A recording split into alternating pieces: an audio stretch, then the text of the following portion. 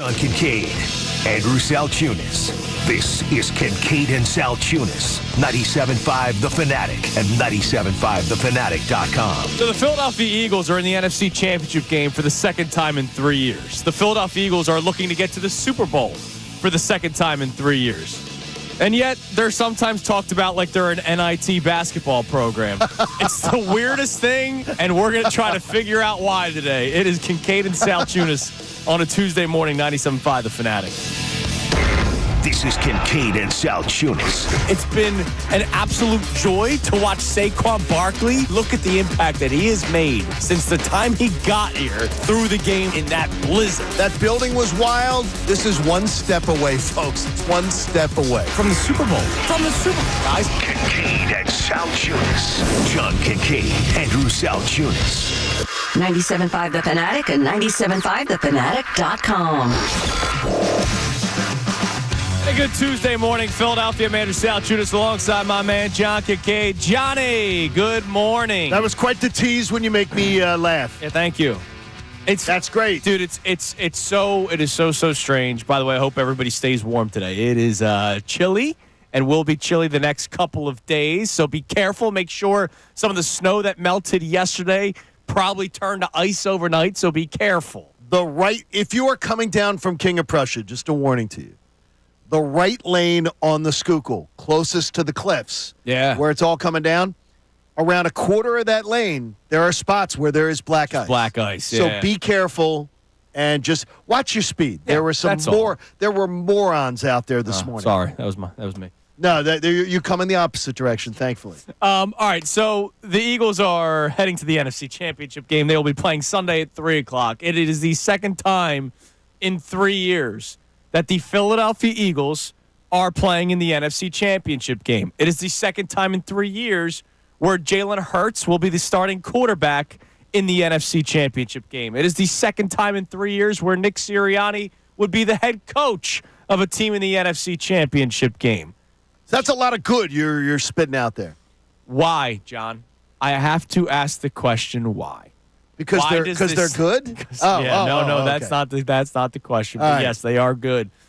Why does this team, specifically Nick Sirianni and Jalen Hurts, but we can go even further, but why does this team, and if you're going to focus mostly on the quarterback and head coach, not get the respect that other head coaches in the NFL get, that other quarterbacks get around the NFL? And I mean nowhere near the respect that some coaches and quarterbacks get. I'm going to go back to just this past matchup. The way Sean McVay is talked about by people here and nationally, and I get it. He deserves respect. I'm not saying that he doesn't deserve the respect, but then in the same breath, it's like, yeah, Nick Sirianni's nowhere close to him. And, guys, he kind of is. I think Nick Sirianni's close to Sean McVay. And he beat him. And I think he's beaten Kyle Shanahan. He's beaten Sean McVay. He's beaten Wax the Eyebrows, Matt LaFleur. Yeah, all the boy wonder, boy the genius, young coaches. But here it is. You mock them.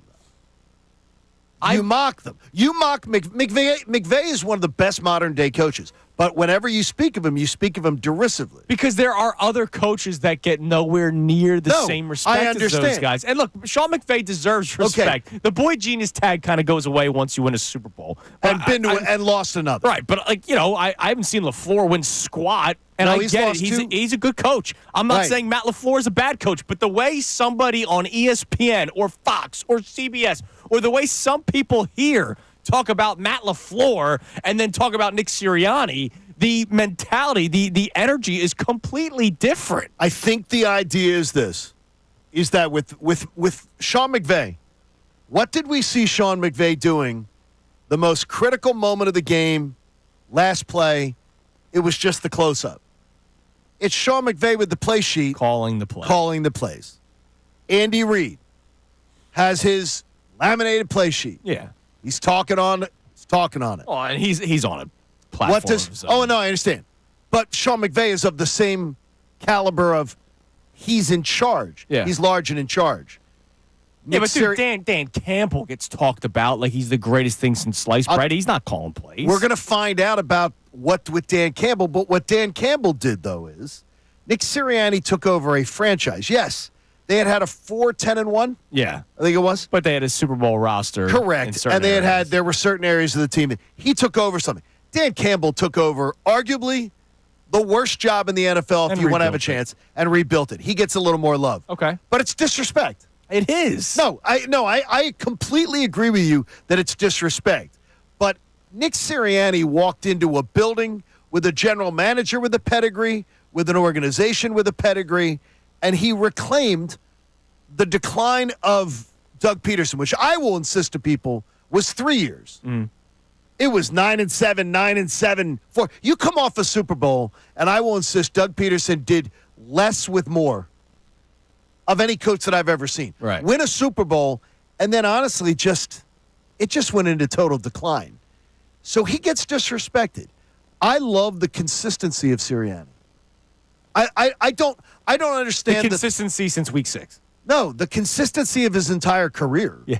How many times has Nick Sirianni's in his career? How many times has he coached a game where you go, his team was totally unprepared to play today? Yeah, very rarely Tampa. The Tampa game this year, but you again, no Devontae, no AJ, no Lane Johnson. We all expected that to be a loss going in. That game, you're losing 3 key players. I think Nick Sirianni, his consistency of when this team is expected to win under Sirianni, they win almost all the time. They're hardly ever upset. They lose games that they're not supposed to, but they are hardly ever upset compared to their peers. And I do believe, obviously, a lot of people had a certain opinion on Nick Sirianni, especially the Super Bowl year. People didn't like the mean mugging of the camera. They didn't like his actions. I'm one of them. And then because of the collapse last year, I think a lot of people did the whole, see, he really is a bad head coach. And then they bounced back this year, and there are people that would rather continue to dig deeper their opinion. We see guys like Chase Daniel week in and week out keep on digging the same hole when it comes to Jalen Hurts, and yet they're wrong week in and week out. So maybe that's part of it. And speaking of Jalen Hurts, why is the statement always, John, well, the passing game will hold them back, instead of look at how strong their run game is and how when it is time to throw the football, it's efficient. After every single game, we have to hear people break down the offense and how they stink, and they've won 16 games. It's unbelievable. They're in the NFC Championship game for the second time in 3 years with that quarterback that is constantly ripped, with that head coach that is constantly ripped. And I get it. We do it on the show. Like, we are critical. We point out bad plays. Jalen Hurts took bad sacks again in this past game. Nick Sirianni, the clock management at the end of the first half was terrible. Very questionable, right? But we're not going over the top saying, oh, man, this could be the game that he gets fired. Jordan Schultz last week. Oh, man, they have a bad performance. They could lose. He could be fired. Nobody was saying that. I mean, again, nobody was saying that going into the divisional round of the playoffs. What are we doing? Why is that always the mentality for a lot of people? LaFleur and McVay, that's a nice little beatdown on the way to a Super Bowl berth. Go beat Dan Quinn, who, by the way, has an NFC title under his belt. He does. The worst collapse ever in Super Bowl history, but which, by the way, was a lot of his doing. I was there. I lived it. He is also, that would be a trifecta of guys. You beat a Super Bowl champ and a Super Bowl loser in McVay. You beat a Super Bowl loser in going up against Dan Quinn. And then you beat Matt LaFleur, who's been to a couple NFC title games. He's won like 11 games a year in his career. To me, Nick Sirianni, I get it. Here's what it is. He's not the conventional NFL head coach. Now they want matinee idol, good-looking guy. They want abs. They want a certain look, and they want a certain tree. Nick Sirianni fell out of a tree. And I'm not being rude about that, but Nick Sirianni fell out of a tree. Not one of you in this fan base knew who the hell he was before you found out he was interviewing for the Eagle job. And that includes me. So I think that what they don't know, the off-brand item, you love buying off-brand. I do. I'm pro off-brand, and I baby. am absolutely anti-buying off-brand. If it's cheaper, it's me. But you know what? Jeffrey Lurie and Howie Roseman, they bought off-brand. and it's turned out to be a great item. Sometimes the off-brand's better than the top brand. No, it's not, but I'll talk about that. All right, coming up next. Not with peanut butter, dude. So why does it matter how it looks? We'll discuss that some more coming up next. We'd love to hear from you today at 610-632-0975. Why did the Eagles, specifically Jalen Hurts and Nick Sirianni, not get the same respect as other quarterbacks and coaches around the NFL? And a lot of you need to answer that question because you're the ones that are also not giving the same respect. You'll hear from head coach Nick Sirianni coming up next with a message that seems to be said every single week because it needs to be. It's Kincade and Salciunas, 97.5 The Fanatic. The Philadelphia 76ers. Sixers win.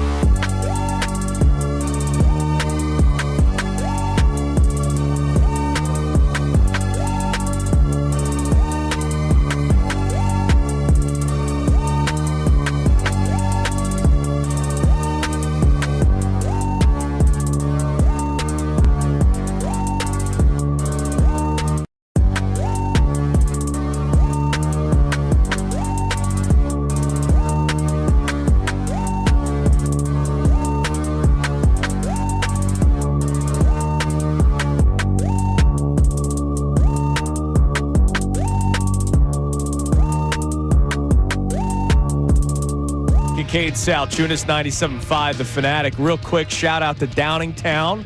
They got a lot of love last night with the performance by Will Howard and the Ohio State Buckeyes, who are national champions. Sorry, Delco. Sorry, Brendan Gunn. And the Downingtown Whippets celebrating that this morning, that they even got that shout out. Where? That's where I won my championship. That's good. So Yeah, we were. I'm a Downingtown Whippet. Downingtown by proxy. just creates champions. The Whippets were a great school, great fan base. Love the parents there. Love the kids. It's great stuff. Let's go to work, Coach John. Good job. I love that. Love them. I'm glad to see it. Great fan base. Well, there's two. Well, no, they're very. You can have supportive. You learn this someday. If you coach your kid ever, Yes. or if you end up coaching high school sports or whatever, you will learn. There are some schools that the parents are pains in the freaking backside. Oh, dude, Awful. I'm sure. My parent, I had a man named Tom Hudacek, a guy named Dan Fallon.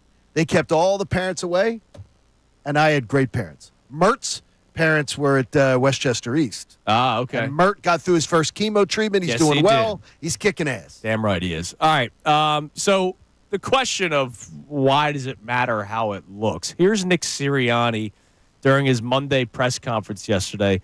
And it's a shame. I feel like we could just save this clip, Connor, and just play it every single week because I feel like we've kind of been doing this the last couple of weeks. Here's Nick Sirianni talking about how it doesn't matter how it looks as long as they win. Take a listen. We're doing everything we can do to win each football game. I think you saw yesterday we were able to win the turnover battle. We were able to take care of the ball in the elements. They had some turnovers that we were able to create yesterday. Again, you do everything you can do to win each and every game. And there's going to be a game that we're going to have to throw a bunch, and there's going to be a game we have to run a bunch. And so, again, I wouldn't say I have a level concern of anything there. I know we're able to win both ways. I know we can win passing the ball. I know we can win running the ball. It just so happens a little bit more. We've won running the football, and, we're in this position now to play for the NFC Championship game, which is special. So I know we got the right people in place all the way on our offense, the coaches, and, we're doing what we need to do to win each game. And like I said, if that means throw it 50 times, we'll do that. If it means run it 50 times, we'll do that as well. Shouldn't that just be celebrated? I love it. Why isn't it loved nationally? I love it because... Or universally here locally, too. Because I believe, and this may be blasphemy to some, I believe Andy Reid at times held the Eagles back with his stubbornness. Stubbornness of play calling, stubbornness not being willing to adjust to things because he wanted to run an offense his way. Which he has gone away from in Kansas City. He learned. Look, he's a bright guy. He learned. Nick Sirianni seems to have picked it up from the very beginning. And I think one of the things that Nick Sirianni doesn't have is an ego that attaches him to saying, give me the praise. This is my offense, my thing, this is my operation. For the most part, he has been almost exceptionally deflect the praise, deflect everything. And I think it's another reason why they can't attribute anything to him. So they ask, what are you doing here? Right. And what he's doing here is he's winning. And what he's doing here, winning. well, we read that piece from Tim McManus last week and the culture that he builds here and the appreciation that his players have for him. And look, we've seen player coaches all the time, and eventually it falls apart because maybe they're not coaching hard enough. But from all reports, Nick Sirianni is also a hard ass during coaching time. I mean, we see it, right? We've seen him yell on the sideline. So I wonder how much of I wonder how much of that is real. Like how much he intimidates players. Well, I'm not saying how much intimidates. some coaches do though. Send them the message, right? Like getting the message out there, not just always saying it's okay. Stoutland does. Yeah. Fangio does. Nick Sirianni, I'm not sure how much he does. Maybe a little bit more than usual this year. Could CEO, be. head coach. Could be. All right, so coming up next, if you're wondering why we're having this discussion today about why Jalen Hurts and Nick Sirianni and some other members of the Philadelphia Eagles don't get the same respect that other players and coaches get around the NFL, you're going to hear the smear campaign next. There was a lot of talk yesterday following another Eagles win as if they lost. People are double, triple, quadrupling down.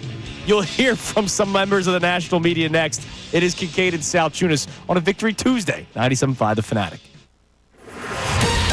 Fanatic Sports update. The Birds can win both ways. I'm Connor Thomas, and the Eagles, well, they're getting their NFC Championship game prep underway. They're beginning to look towards the Washington Commanders, who they'll play at the Link Sunday, 3 p.m. Nick Sirianni had his day after press conference yesterday and talked about the Birds still being able to win both ways. We're doing everything we can do to win each football game, and there's going to be a game that we're going to have to throw a bunch, and there's going to be a game we have to run a bunch. And so, again, I wouldn't say I have a level of concern of anything there. I know we're able to win both ways. This past Sunday, it was the rushing attack that pushed them through. We'll see, though, what the strategy will be when they take on Washington in the home NFC Championship game. The Flyers play the Red Wings tonight at 7 p.m. That game will be live on WMMR. The Sixers are on the road playing the Nuggets at 10 p.m. That game will be live here on 97.5 The Fanatic. And last night in college football, Ohio State took down Notre Dame 34-23 to win the college football playoff championship. We'll talk to Jeff McLane of the Inquirer at 8:10. Amy Fadul will join us for the entire 9 o'clock hour. This update is brought to you by Bare Knuckle Fighting Championship. Come January 25th, the biggest fighting event ever to hit Philadelphia. Knucklemania 5 from Bare Knuckle Fighting Championships, Saturday, January 25th at Wells Fargo Center. I'm Connor Thomas for the home of the 76ers and Flyers, 97.5 The Fanatic and 97.5thefanatic.com. Not only can you listen to The Fanatic, but you can also watch on 97.5.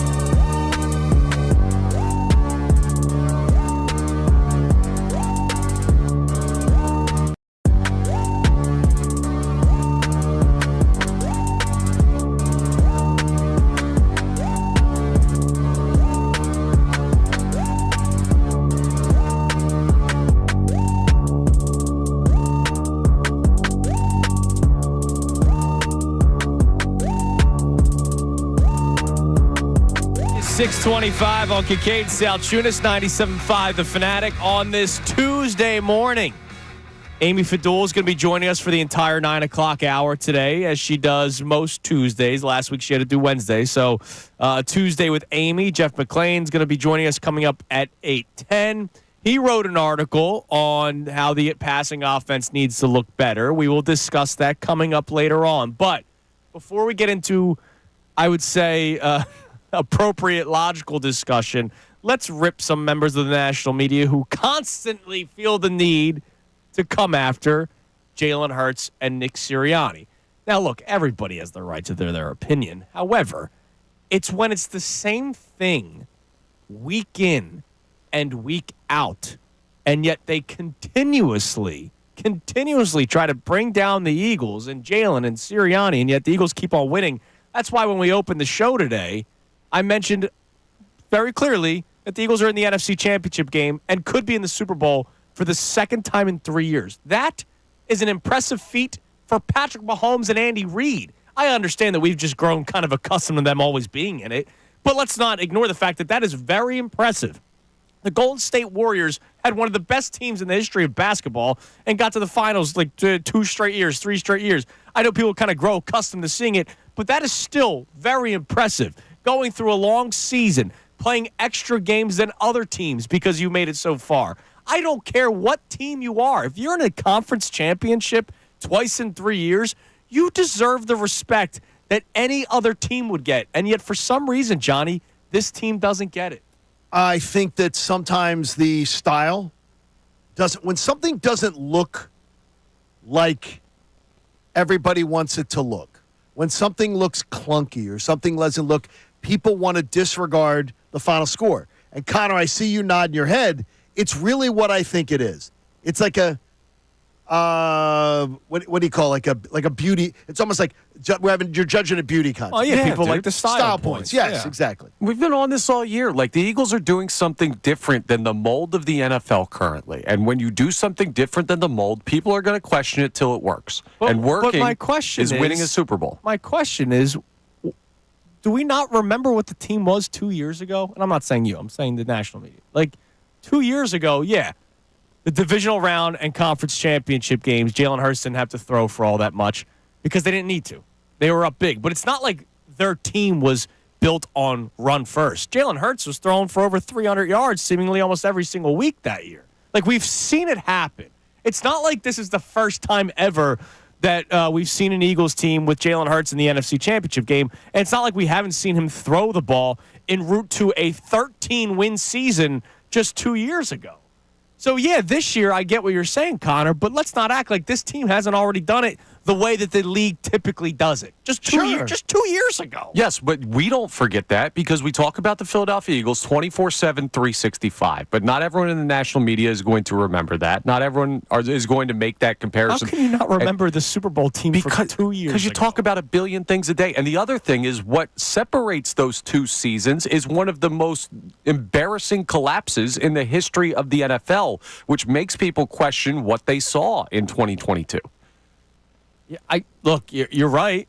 I mean, it was embarrassing last year, and I'm sure there are a lot of people that are just doubling, tripling, and quadrupling down their opinions. But right now, that collapse of last year should absolutely have no more weight or no more otherwise feeling than what happened the year before. Right. I'm just saying, they went to a Super Bowl and literally outdid Patrick Mahomes. Yeah, I'm just saying, like, you got a beautiful view on one side and a beautiful one this year on the other, but there's the Grand Canyon in between that is that collapse, and some people cannot see past that, and that's why this narrative still exists, even though we know, seeing this team every week, they're an incredibly talented football team that can win at the highest level. All right, so let's hear some of the narrative. We haven't played this man on this show, I don't think at all. Maybe one time. Alex Smith. Oh, I know. I know. Yeah, there's Alex. Former game manager quarterback, I would say, right? Yes. Yeah. I just want to make that point clear. No, he's game manager. Former game manager quarterback. Alex Smith would love to have had the success of Jalen Hurts. Yeah. Oh, the success that Jalen Hurts has already had in year 4. I wrote down something about another quarterback you'll hear from later. That exact same point, Johnny. Here's Alex Smith on Get Up yesterday, talking about how the passing offense is going to hold the Eagles back. this passing game, and we've seen it from this offense all year, it is conservative by nature. Yes. And Jalen is conservative with the football by nature. Listen, he's risk adverse. He values the football, and that's been the formula for this offense. He's doing what this offense wants him to do, right? They live in a world, we've talked about it with the tush push. It is 1st and 9. Everybody, they got a different set of rules there, right? And so you see it on 3rd down. Watch their 3rd down play calling. I mean, this team never throws it past the sticks. Right? Again, trying to get to a 4th and 1 so we can tush push, right? They throw, I mean, only Daniel Jones and Gardner Minshew have a lower stick percentage than Jalen Hurts. That's a fact, right? And again, he took the sacks and he has these games. And I agree with you. This was they could win yesterday in the snow. They may be able, next week, right? Washington's run defense is not great. Can they hoist a Lombardi doing this? I don't think so. Oh, I don't think so. Oh my gosh. That is mind-numbingly dumb. He did not know when to stop talking. Right. Like he kept trying to go. He realized the first point that he made, Washington's run defense isn't very good. And then he realizes, well, oh crap. The best running team in a generation in the NFL, arguably of all time, is up against that team. Oh, well, now I got to say something else because the point I'm making sounds stupid when he heard it in his own ears. Yeah, and, he tried doing the whole, you can win in the snow. Dude, what the hell? The week before, it did not snow. What about the 14 wins they had in the regular season? I'm sorry. Did I miss Ice Age 3? Like, it's ridiculous. How many Ice Ages are there? 2? There was... The movies or the Boys? How about this? There's a billion of them. I saw the first one, and they didn't need to make any more. I mean, it's just ridiculous. I will tell you that. They've been winning this way all season long, and now it's going to be, but they can't win a Super Bowl. Like I've heard, John. How many? Let's go through the Eagles' schedule, right? Oh yeah. The Eagles can't beat the Ravens this way. What did they do? They beat the Ravens. They can't beat the Rams this way. They beat the Rams. Steelers. They can't beat the Steelers this way. Well, they did throw the ball and the Steelers win.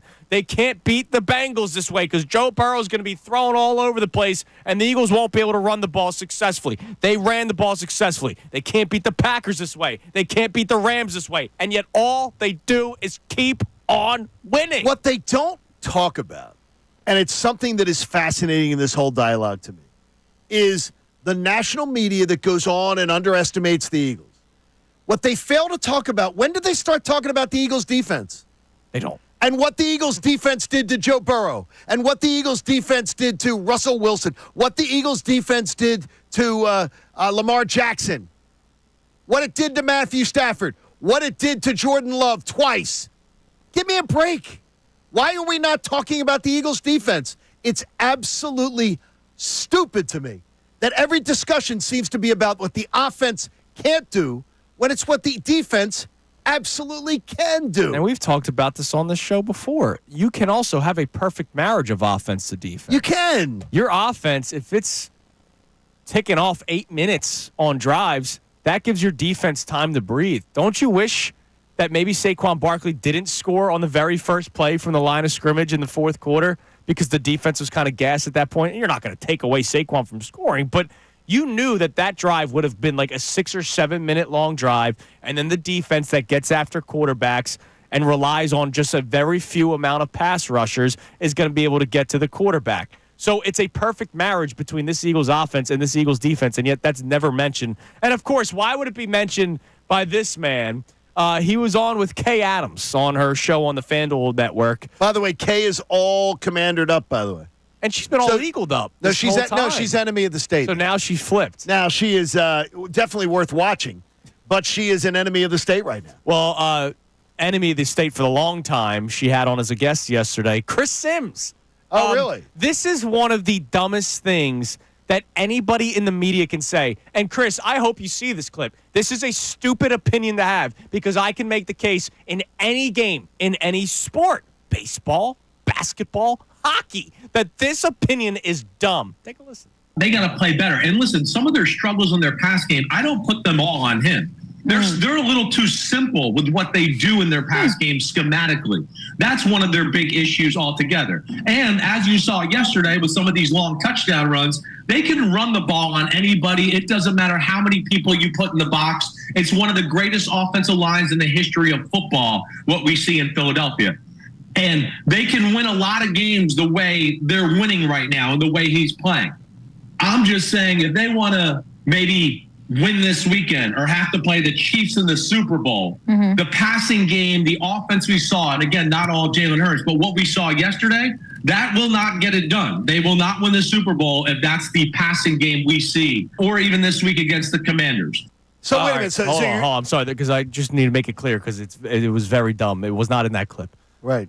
He said if you take away a couple of plays from the Eagles, correct, they would have lost that game. You can't do that. Can't you take away a couple plays in literally any game? Or take away some of the bad plays that kept them from scoring. Yeah, why is that an opinion that people make? Any one-score game, if you take away that play, the other team would have won. That's one of the dumbest things that anybody can ever say. It's stupid. I love the fact that Fired you know up today, what, Johnny. You know what though? It's time that we just start calling it out for what it is. Because we're always very respectful. It's flat out stupid. Damn right it is. It's flat out stupid. Right, and it's lazy. But don't worry. Not everybody's lazy. Not everybody's flat out stupid. Not everybody wants to just constantly rip the Eagles' offense. Who's that? How about a voice that may matter more than anyone else? Because Nick Saban is a little bit more accomplished than some of these other people that we've played so far. Quite accomplished. You'll hear from Nick Saban coming up next about Jalen Hurts and the Eagles' offense here on 97.5 The Fanatic. Join 97.5 The Fanatic and Philly Sports Trips on Thursday, January 30th.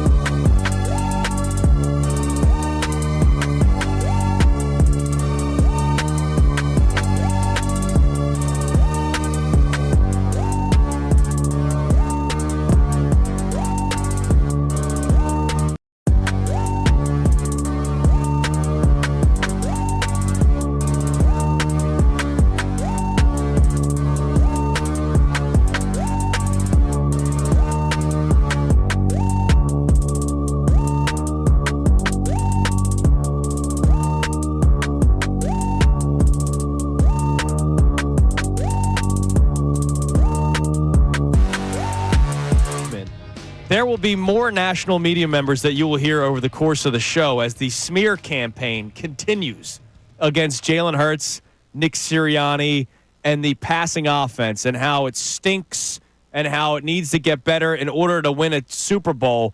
I remember when we had that conversation like in week 3 and like maybe in week 6.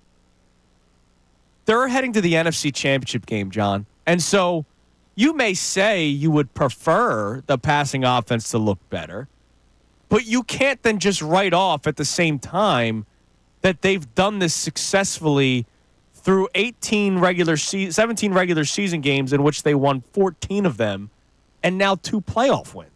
Like, you can't ignore the fact that they've been doing this. It's looked this way. It may be stressful at times. Yep. And yet they keep on winning. So why does it matter so much to certain people? Is it just so that they can say, I told you so, if the Eagles do end up losing? I think, first of all, and I put out a tweet about this morning, I think it's engagement farming. Could be. I'm convinced at that. Because the point that Connor, consistently has made on this, I believe it's true too. The idea that this is, they're looking for style points. They're looking for style points. They're looking for something. We all look for things that we like. Like if I'll make a joke. If I hear a song and I hate it, and I hate I hate the artist, I always will make the same old dad joke to my kid and say, I was just listening to this on the way to work today. I make the same bad dad joke because we like what we like. And so I think these people watch with their eyes and they like what they like. Right. And they can't think of, well, Andrew likes food that's cold. Yes. I, very much in agreement with other people, like the cuz used to say to you, think you sort of are a psychopath in that regard. But you like what you like. I like what I like, and man. I look at you. We have a rule in our house. Don't yuck someone else's yum. Don't yuck my yum. Don't go if somebody else is like, oh, this is delicious, and go, ooh, oh, God. Like, we just don't do that. Yeah. So don't yuck someone else's yum. They yuck the Eagles' yum. All the time. And however, I will say this, though I do prefer my food cold, I'm not afraid to dabble in the heat. And these people are afraid to dabble in the ground game. It's got to only be the passing offense that's going to be successful. However, there is a very accomplished man that spoke on said matters yesterday. Nick Saban, obviously doing a lot of media stuff yesterday, as yesterday was the national championship game. He had a great rookie season on TV. He did. He was fantastic. Except for the Shane Gillis moment earlier this year, but that's okay. Shane Gillis all over the borough, by the way. Everywhere. Oh, is he? Yeah. He's all over the borough. I don't know why. Go Birds, man. Go Birds. Here's Nick Saban. He was asked about Jalen Hurts and the offense, and he knows Jalen well, obviously, from the 2 years that Jalen played in Alabama. So here's Saban talking about Jalen Hurts. Yeah, well, I think he's doing the things they need to do to win. I mean, they're a running football team. That's what the Philadelphia Eagles are. They got Saquon Barkley. They run it. Jalen can run it, which he had a big play last night as a runner.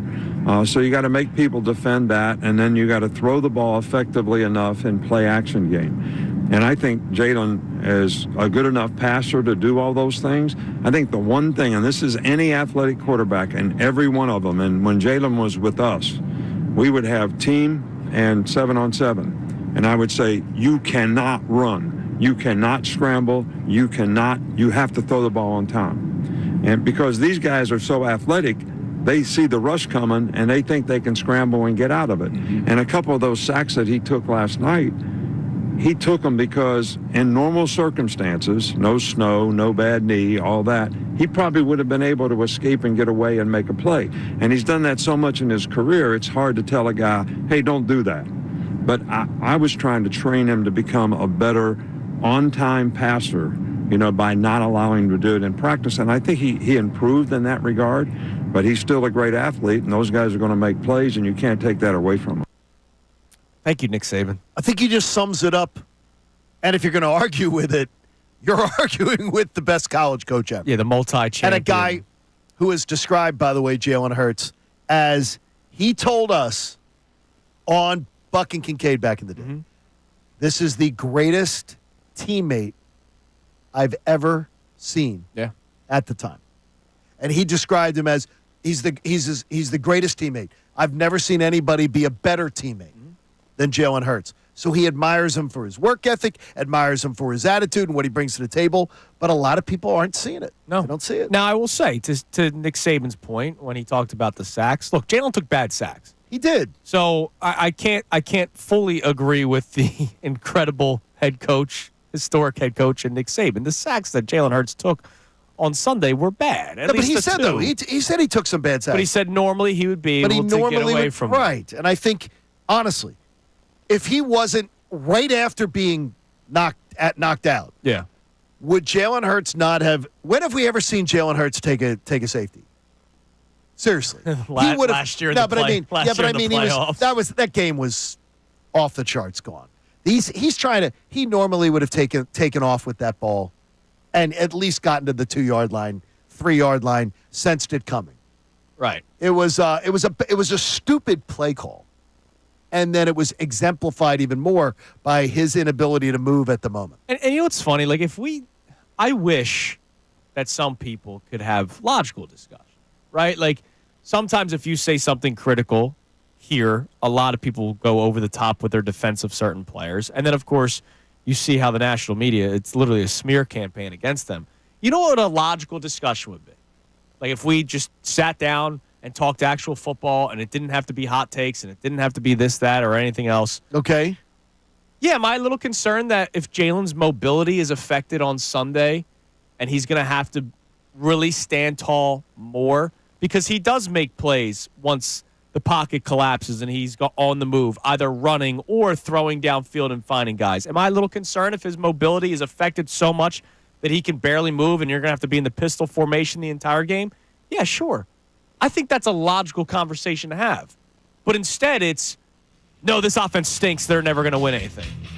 And that's what I don't get. Why does it have to be all the way so extreme, John? I think, again, people are dug into their opinions, and they're just going to keep doubling down on it. By the way, Kay Adams thinks that Jaden Daniels looks bigger in pressure moments than Jalen Hurts. Okay. Really? Kay? Really, Kay? Okay. You win you win as many games as Jalen Hurts has. And he's already been to a Super Bowl, and he actually did outplay that day. Okay. Did outplay Patrick Mahomes. Okay, Kay. Come on, Kay. All right. Anyways, coming up next, we'll reset the show. We'll ask you the question of the day. We'll check our text line for the first time this morning, our calls as well. And we got a tweet, Johnny, as to why Sirianni doesn't get the love. And this person doesn't necessarily love him. So we'll give an example as to why people don't like Sirianni or respect him the way that other coaches get. And we'll also talk Jalen Hurts throughout the show today. It is Kincade and Salciunas here on 97.5, The Fanatic. Fanatic Sports Update. NFC Championship prep begins. I'm Connor Thomas, and the Eagles are beginning to prepare for the home NFC Championship game this Sunday at 3 p.m. as they look towards the Washington Commanders. Nick Sirianni had his day after press conference yesterday, and he talked about one of the beautiful things about the Birds this year, their ability to win both ways on the offensive side of the ball. We're doing everything we can do to win each football game, and there's going to be a game that we're going to have to throw a bunch, and there's going to be a game we have to run a bunch. And so, again, I wouldn't say I have a level of concern of anything there. I know we're able to win both ways. Now, obviously, this past Sunday, it was the rushing attack that got the job done, but in the snow, that was necessary. We will see what strategy the Birds will use against the Washington Commanders, who they've already played twice this season. The Flyers play the Red Wings tonight at 7 p.m. That game will be live on WMMR. Sixers are on the road playing the Nuggets at 10 p.m. That game live here on 97.5 The Fanatic. Last night in college football, Ohio State took down Notre Dame 34-23 to win the college football playoff championship. Jeff McLane of the Inquirer joins us at 8:10. Amy Fadul will join us for the entire 9 o'clock hour. This update is brought to you by Groundworks, your expert for basement waterproofing and foundation repair since 1997. Book your free inspection at groundworks.com. I'm Connor Thomas for the home of the 76ers and Flyers. 97.5 The Fanatic and 97.5thefanatic.com. Saquon Barkley.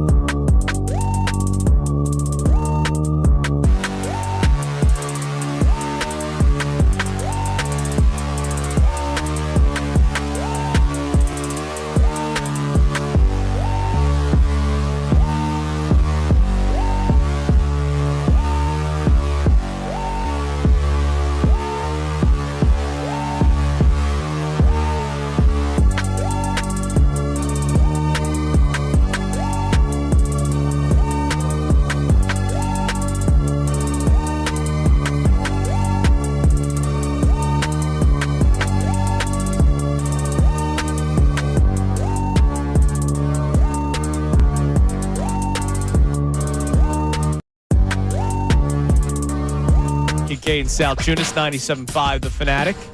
On this Tuesday morning, we'll check our calls and texts in a second. Here's our topic today. Why does this team, this Eagles team, specifically head coach Nick Sirianni and franchise quarterback Jalen Hurts, not get the same respect as other coaches? You guys watch games every single week. I know a lot of people watch the Eagles only, or they tailgate all day and then they go to the game and then they tailgate afterwards. So you're not watching as much football as maybe we are. But you know the league. You know what quarterbacks get talked about glowingly.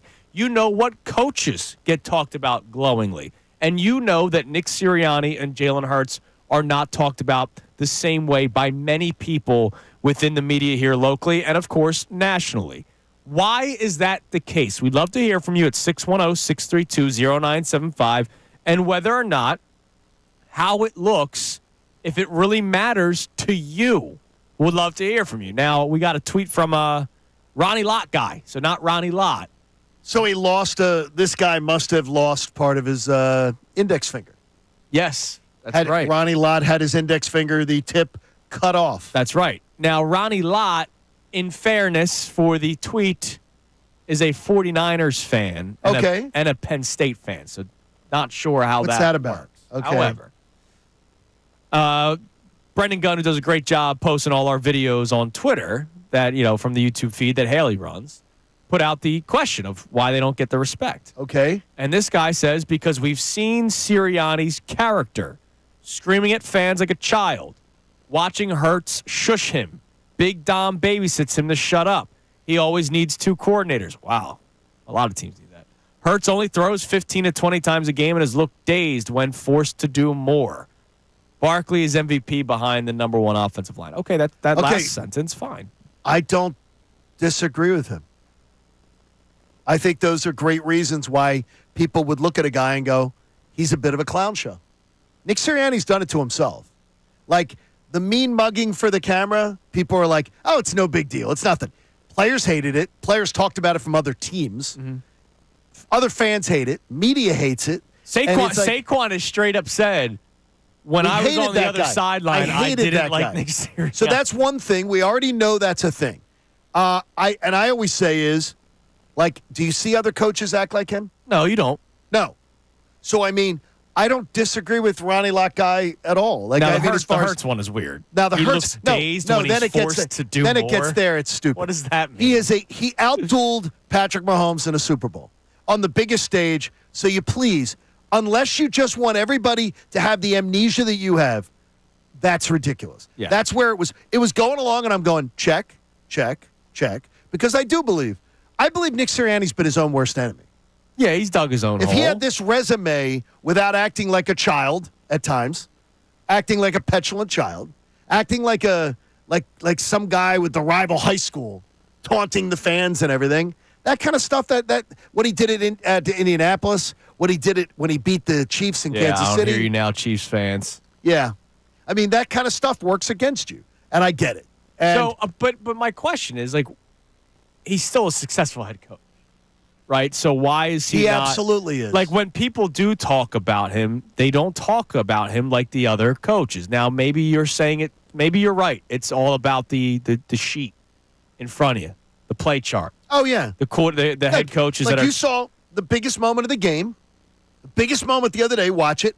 It's Sean McVay who is deciding on the plays that we're making down the lane. Mm-hmm. They show it right before the Puka Nacua play. The big catch, yeah. They show Sean McVay calling a play, then the play accounts for, what, a 45-yard gain? Yeah, big play. 40-yard gain or whatever it is. He's directly doing it.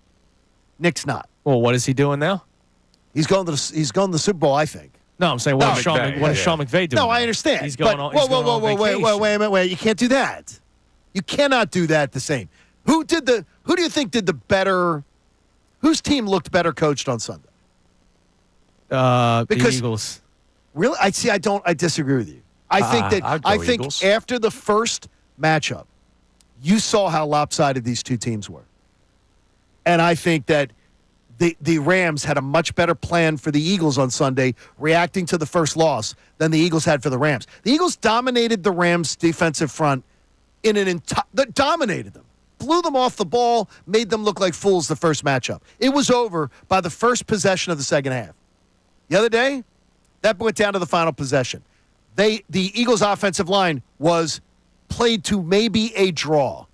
All right, but was that is that a coaching or Yes, was that's that a coaching was stand. that also field conditions and everything? Like, So why would the Rams be in a better position to succeed in the snow than we would be? the Eagles' pass rush was getting after Stafford all game. The Eagles' pass rush, the Eagles were neutralized. Their offensive line was relatively neutralized on Sunday. There was big plays, and there were a few of those, but for the most part, that was the defensive front of the Rams was non-existent the first matchup.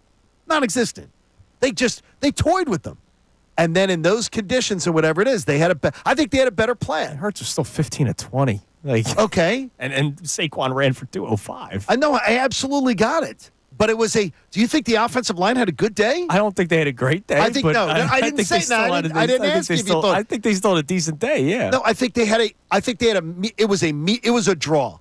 They played to a draw. I think there were some bad moments, but over the course of the entire game, I thought they had a good day. Like, I think they played to a draw. The sacks were obviously bad, but that's 2 or 3 plays over the course of an entire game. I got you. I think they played to a draw. You're listening to 97.5 The Fanatic, WPEN and WPEN HD1 Burlington, Philadelphia, Beasley Media Group station, broadcasting live from the Comcast Business Studio, powering possibilities. Let's go to the phones first, and we'll get our text line as well. It's the same number. You can call or text 610-632-0975.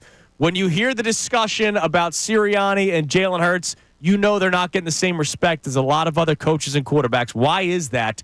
And does the passing offense need to look better in your mind? Let's talk about it. Let's go to George in West Philly. What up, Georgie?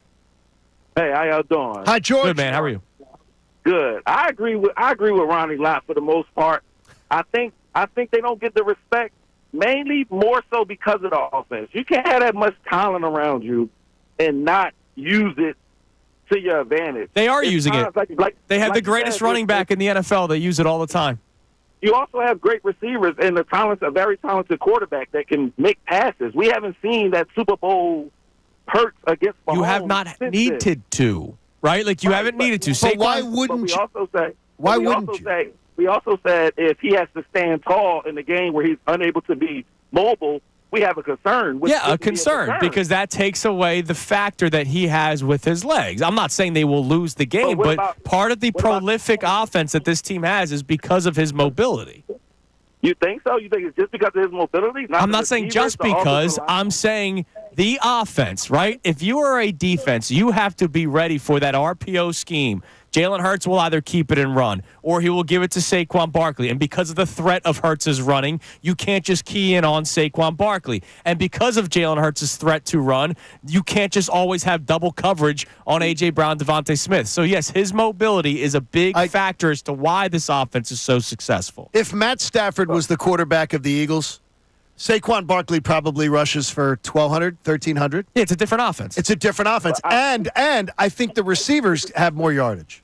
Like, I think it's a different offense. But the thing is, but Matt Stafford doesn't win the way Jalen Hurts wins. But Jalen Hurts has a ton of talent around him. He does. Yes, and that's so why does every quarterback. But that's why they've won 14 games, George. We appreciate the call. Yeah, he has a ton of talent around him, which is why they've won 14 games. And he has a ton of talent on his offensive line and his running back, which is why Saquon Barkley closes his eyes and rushes for 100 yards in a game. Right? He doesn't have to open his eyes. He can just, run to your left, and you're gonna get a 5-yard gain. I'm floored with this. I'm floored with that one. Is that Jalen Hurts? Look. I believe if Matt Stafford had this same offensive talent around him, he would not win more games. He's a great passer. I believe if Josh Allen was the Eagles quarterback, and he had the same offensive talent around him, the numbers would all be different. They'd be different. But I do not believe that the Eagles would win more games. Oh, I do not. Josh Allen. He's He could win MVP. Yeah, but he's also going to throw. But look at his numbers compared to Hurts passing this year. Look at the numbers. And I said the numbers would be different. A.J. Brown would have more yardage. Yes. Devontae would have more yardage. But are you telling me they would be better than 14-3? No, I'd say they probably. Maybe, maybe they finish 14-3. You don't lose to the Atlanta Falcons. I'm sorry. He'd throw for 400 on that team. Do you know Josh Allen's lost a lot of bad games in his career? I understand. Not this year. A lot of bad games he's lost in his career. But like Connor said, not this year, man. So you're saying he'd have a better winning percentage than Jalen Hurts would have? That's the best quarterback on the planet right now. Okay, give me Stafford. Would Stafford? No, I don't think so. Would Joe Burrow? Yes. Maybe. So you're saying Joe Burrow win more games? He You're almost talking about made a the guy. playoffs with He almost no made the playoffs defense. with the worst defense ever I've ever seen in my life. I understand, but they're also guys who also put the ball at risk. They're also guys that do things that Jalen Hurts Didn't Joe doesn't Burrow do. have the same amount of interceptions? I'm not sure if it was or not. He had 9 7? over the I course thought of it was the year 7. with I was gonna 43 guess 7. touchdown passes. Right. I got you. But he's Almost also 5,000 But he's yards. also but the numbers, you're giving me numbers for a guy who was trailing the second most of any quarterback in the NFL this year. His So defense couldn't I get a understand that, but the thing is, don't give me the passing numbers because I got he you. wouldn't be passing like that if his team was playing from the lead. I got the you. numbers are numbers. We're into stats. People are into obsessing on stats. I'm just saying, I think other quarterbacks can win on this team. I didn't say they couldn't. I said, would they win more? Would they win more? You're telling me they'd win 8? They'd have an 850 winning percentage? Maybe. Bull crap. Maybe. The greatest quarterbacks in history weren't doing that. They're not doing that. This is a really good team. Tom Brady lost games every year, Yes, he did. except the one not year. every year. Until the last year. Yeah. All Until right. that last year. Coming up next, we get more of your texts and more of your calls when it comes to this Philadelphia Eagles team. Why do they not get the respect that other coaches and other quarterbacks get around the NFL? Coming up next, you're going to hear another national media member with the smear campaign. This time a former quarterback, Johnny. Oh, okay. We played Alex Smith earlier. This is a quarterback that wishes he had the record that Jalen Hurts has. And oh, by the way, this is the same quarterback that benefited from his running back having a historic season. Wait a minute. I got to This hear is who this very guy interesting. is. It's Kincade and Salciunas, 97.5 The Fanatic. Mike Missanelli, Bill Colarulo, and Ray Dunn.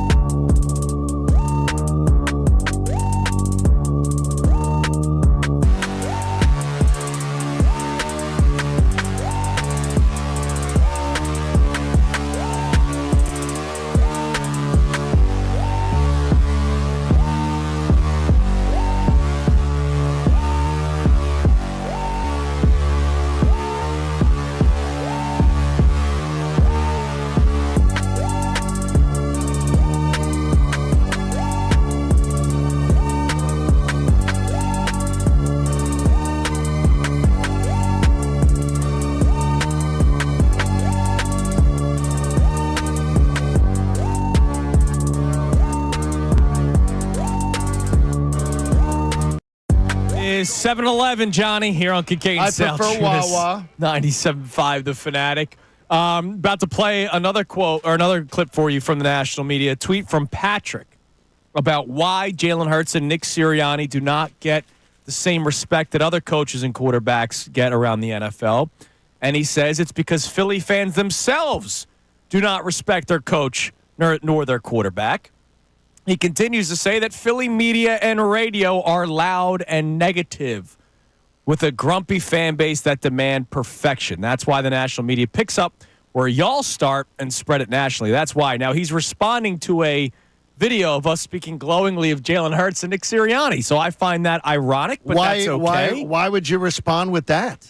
Because that's his belief. He believes we begin the negativity here in this town. Really? Well, first off, whenever someone comes at me with the "you guys expect perfection" stuff, listening ears are off.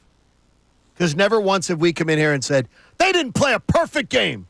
They won 49-7. They gave up 7 points. We don't do that, and we never. I always say people demand perfection. No, they don't. No one's looking for perfection. No one's looking for this team to be absolutely great at everything. That's stupid. Now, I will say that's not what people are. On his Twitter account, his location is Quebec. So maybe because he's not here every single day. Where's that, Delco? It is. No. It's around. You got to take the Northeast Extension yeah. up. Maybe he's not here every day and doesn't hear us speaking positively and have been speaking positively. And I forget, John. Wasn't it about May? So this is show 222 of Kincade and Salciunas. I believe within the first 20 or 30 shows, you declared the Eagles going to the NFC Championship game. Is that correct? When the schedule came out. We did W's and L's, right? Within the week, we did not do W's and L's except that little sneaky thing you did. And yes, I told Andrew. Yep. I told Bill. I told Connor. You guys have plans. The hosts of the pregame show. And guess what it is? You guys have plans. Exactly as I told you it would be all along. January 26th. You just didn't tell us the time yet.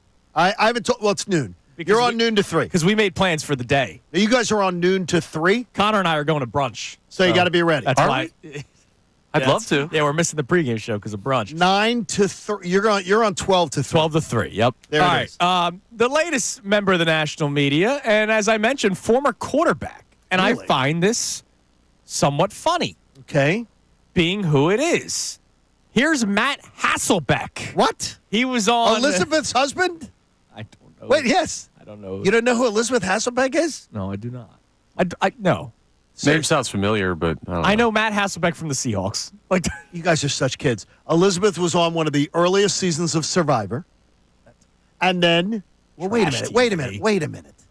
Then she went on to be one of the co-hosts of The View for around 10 plus years. She was a huge media personality. I have not watched a single episode. Matt's he's Mr. Elizabeth. Oh, that's good. Look, Mr. Elizabeth I respect Hasselbeck. that. Well, then here's Mr. Elizabeth Matt Hasselbeck. Yes. Mr. Elizabeth Hasselbeck. He was on Fox with the Coward. He was on with Colin Coward talking about the Eagles' passing offense and Jalen Hurts.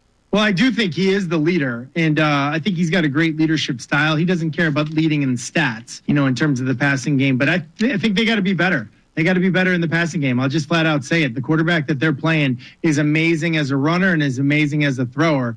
And that's not just on Jalen. The guys around him got to step up. It was bad weather this weekend. It's going to be bad weather probably the next weekend. You got to catch the ball in bad weather. The better player, the guys around him got to step up and play well in cold weather. But at the same time, I don't know if it was injury or what, Jalen Hurts didn't look like the best version of Jalen Hurts that I've seen. So he's got to raise his game and be at his best. Do I think Philly can, not fly Eagles fly, run Eagles run to the Super Bowl? I do. But at the same time, they do need more out of their passing game. I know they say they could do it if they wanted to. You're going to need it against Washington, in my opinion. So we literally saw it against Pittsburgh. Now, the funny thing is in that clip, no excuses for the bad weather last week. There's probably going to be bad weather this week. That's a 7-second Google search. It doesn't take 2 seconds to know that. What's the weather report? How about 40 and sunny? Okay, it's pretty good. Is that bad weather? I know some people don't like 40-degree weather. How about 40 and sunny? Come on now, 40 and sunny after what the hell we're going through right now? Take it. Now, Take it and run. He does believe that they can run their way to a Super Bowl, and I'm glad that he said that because if you just look back at Matt Hasselbeck's career, he had one season that could rival Jalen Hurts' where they went 13-3 in Seattle? 2005. At Seattle. And that's when they went to the Super Bowl and lost. But that was the year when Shaun Alexander set the rushing record for the amount of touchdowns scored. So he dealt with it and got to Super Bowl. So he's speaking on past experiences. But if you look over the course of his career, let's not act like Matt Hasselbeck was slinging it around the field. Yeah, he's talking about how the passing offense needs to look better. I thought it was Tim Hasselbeck that did the that was Matt.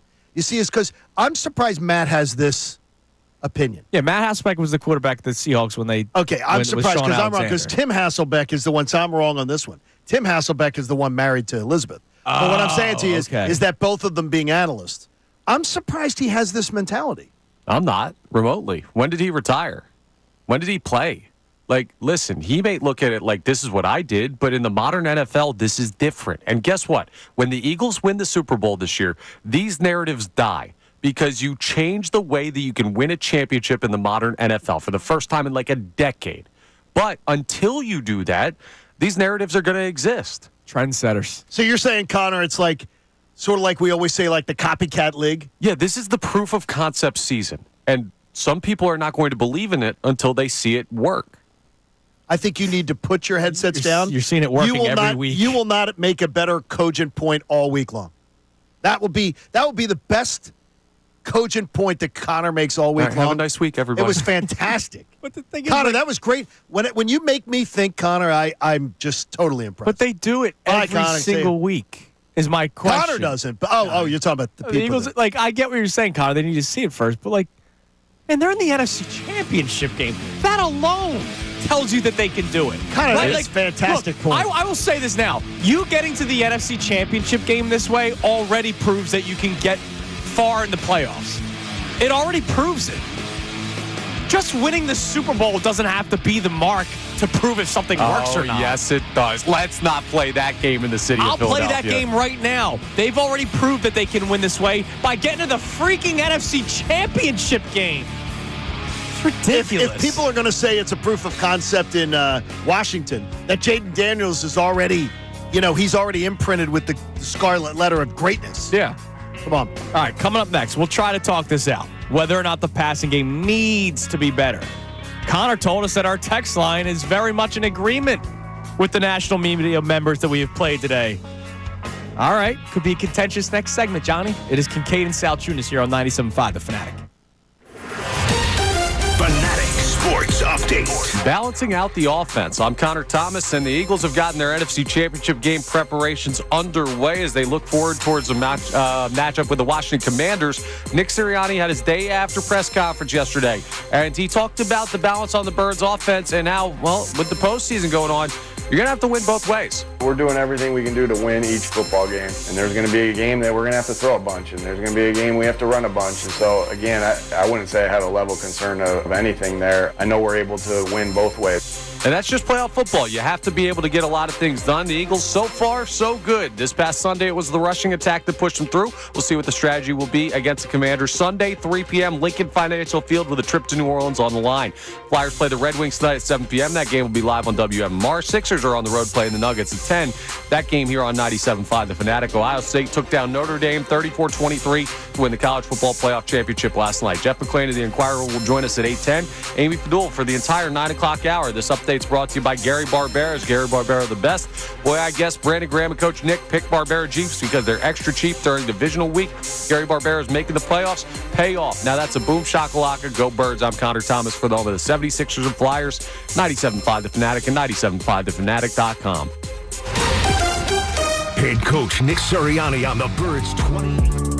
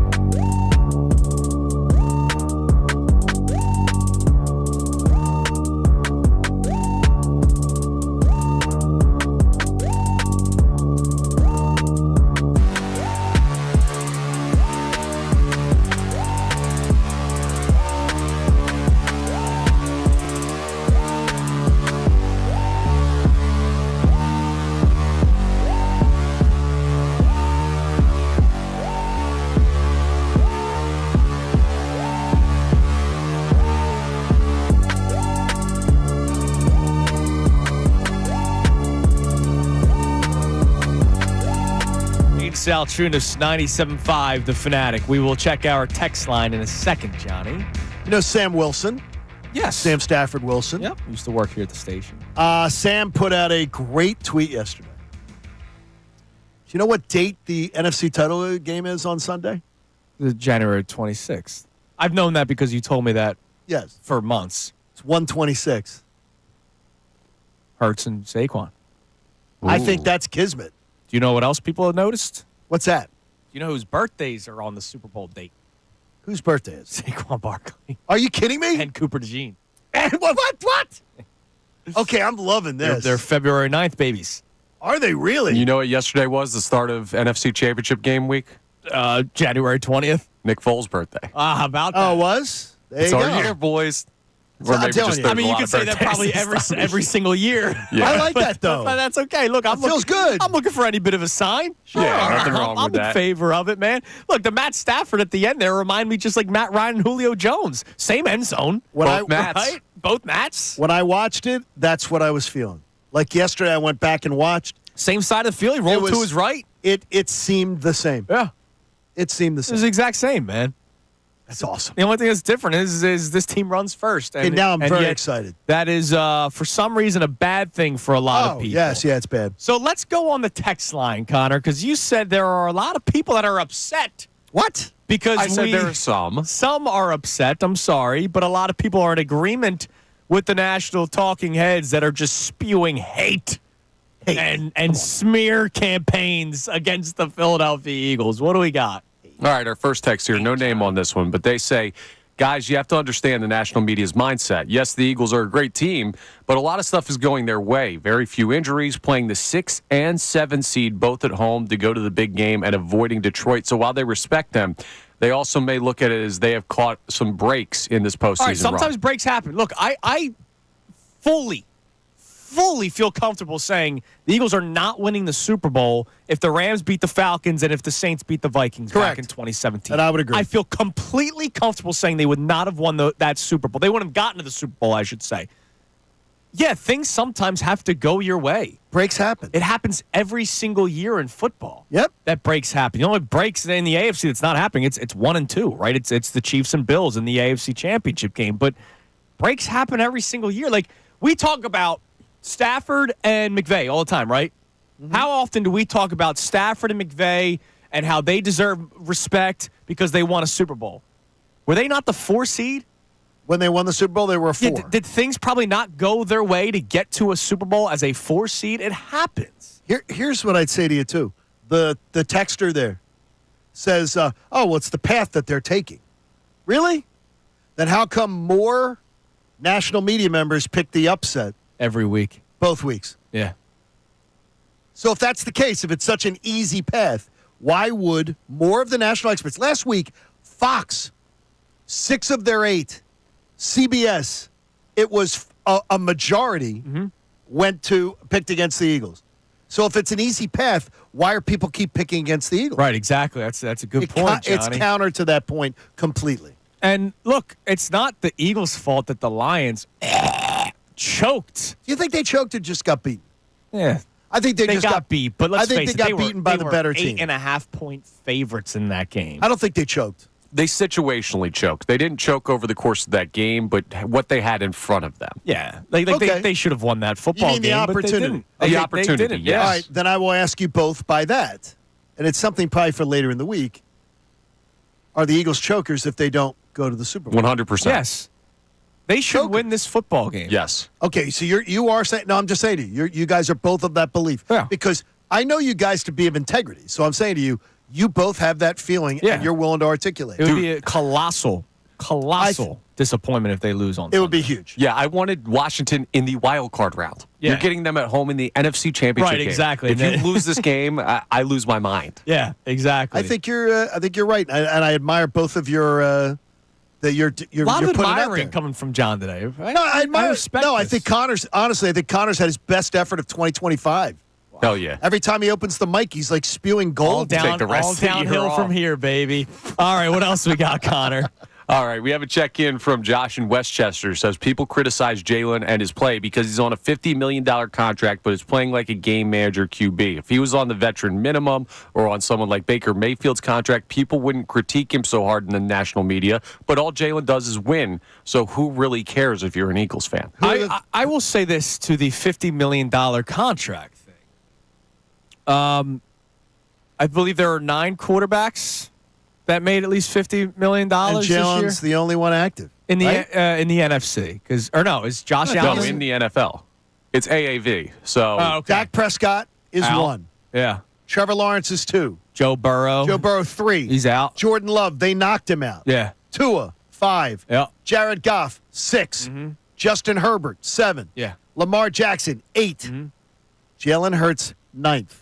So Kyler Murray behind him 10th. So Lamar Jackson, who Jalen beat this year, out. Justin Herbert, out. Jared Goff, out. Jordan Love, he also knocked him out. What are we talking about here? Like, what are we talking about? People don't like the way that the Eagles are winning, and so they're going to continuously try to tell you that that's why they're not going to. You know what I like? That's their only opinion they can have. I like winning. Yeah, me too. I don't care. The style points don't matter to me. Now, let me ask you. I said this going into the break. The fact that they're already at the NFC Championship game, does that tell you that you can win this way? I get it. We want to see a Super Bowl. No, it does. But okay, so wait a minute. Why am I constantly told by national media members it's going to hold them back? Alex Smith, let's play the clip one more time. Alex Smith on Get Up yesterday, he straight up says at the end of this clip, this is why they won't win the Super Bowl this year.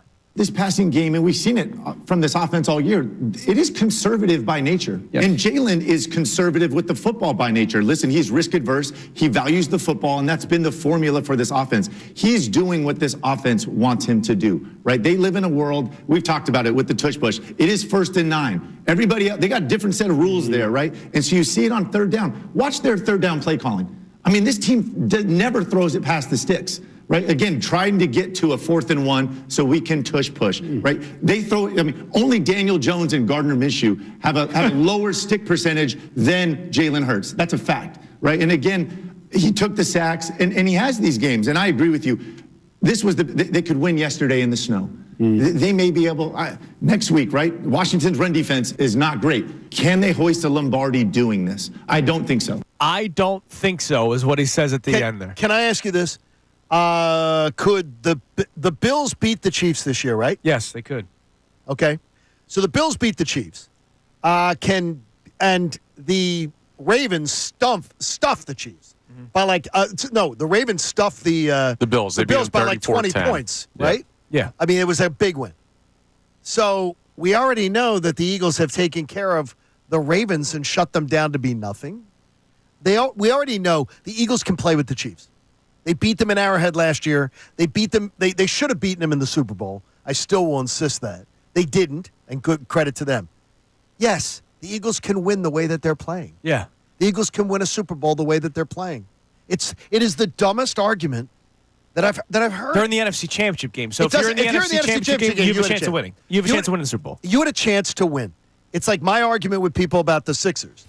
The Sixers have never been competitive for an NBA championship. When you don't get to the Final Four, right, where you have to win 2 series to win it, you're not in the mix. You're not really in the mix. Right. This team's in the mix. Yeah. For God's sakes. They're a Final Four team. God, it's done. But I don't think they'll win the Super. They could win the NFC Championship game this way. But I don't think they can win the Super Bowl. Like, that's stupid. I don't think it is.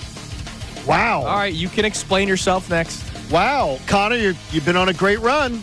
Wait, like I said, all downhill from here for Connor. Connor, you're working a perfect game going into the 7th. I'm about to paint the corner. All right, coming up next, you'll also hear Jeff Kerr from CBS. He does the overreactions versus reality articles after every single week of football, which I love. You'll hear him talk about the Eagles and the passing offense.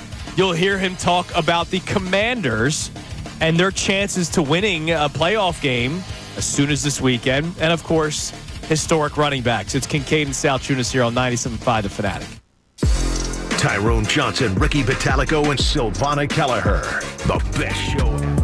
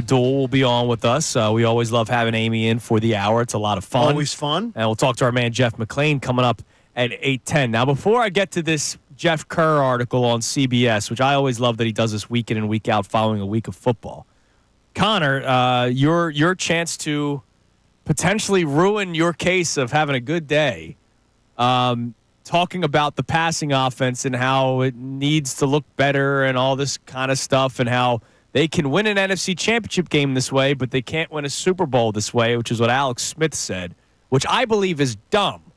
I believe it's dumb. What do we got? Yeah, I don't think that's dumb at all. Now, something that we got to prepare ourselves for. It's only Tuesday. You're going to hear a lot of takes this week that are Commanders takes masquerading as Super Bowl takes. Explain. There are going to be people, like the bar for this team is Super Bowl. It is, right? No question. So there are going to be a lot of people who worry about something this week and say, well, I'm worried about the passing offense against the Commanders. I'm worried about Jaden Daniels. And really what they're thinking is, I'm worried about Josh Allen or Patrick Mahomes. But because the Eagles aren't there yet, it's going to be framed as a Commanders fear. I'm not worried about this game or this opponent. I'm not. But the difference between what you've faced so far in the NFC postseason and what you are facing in New Orleans, if and when you get there, is monumental.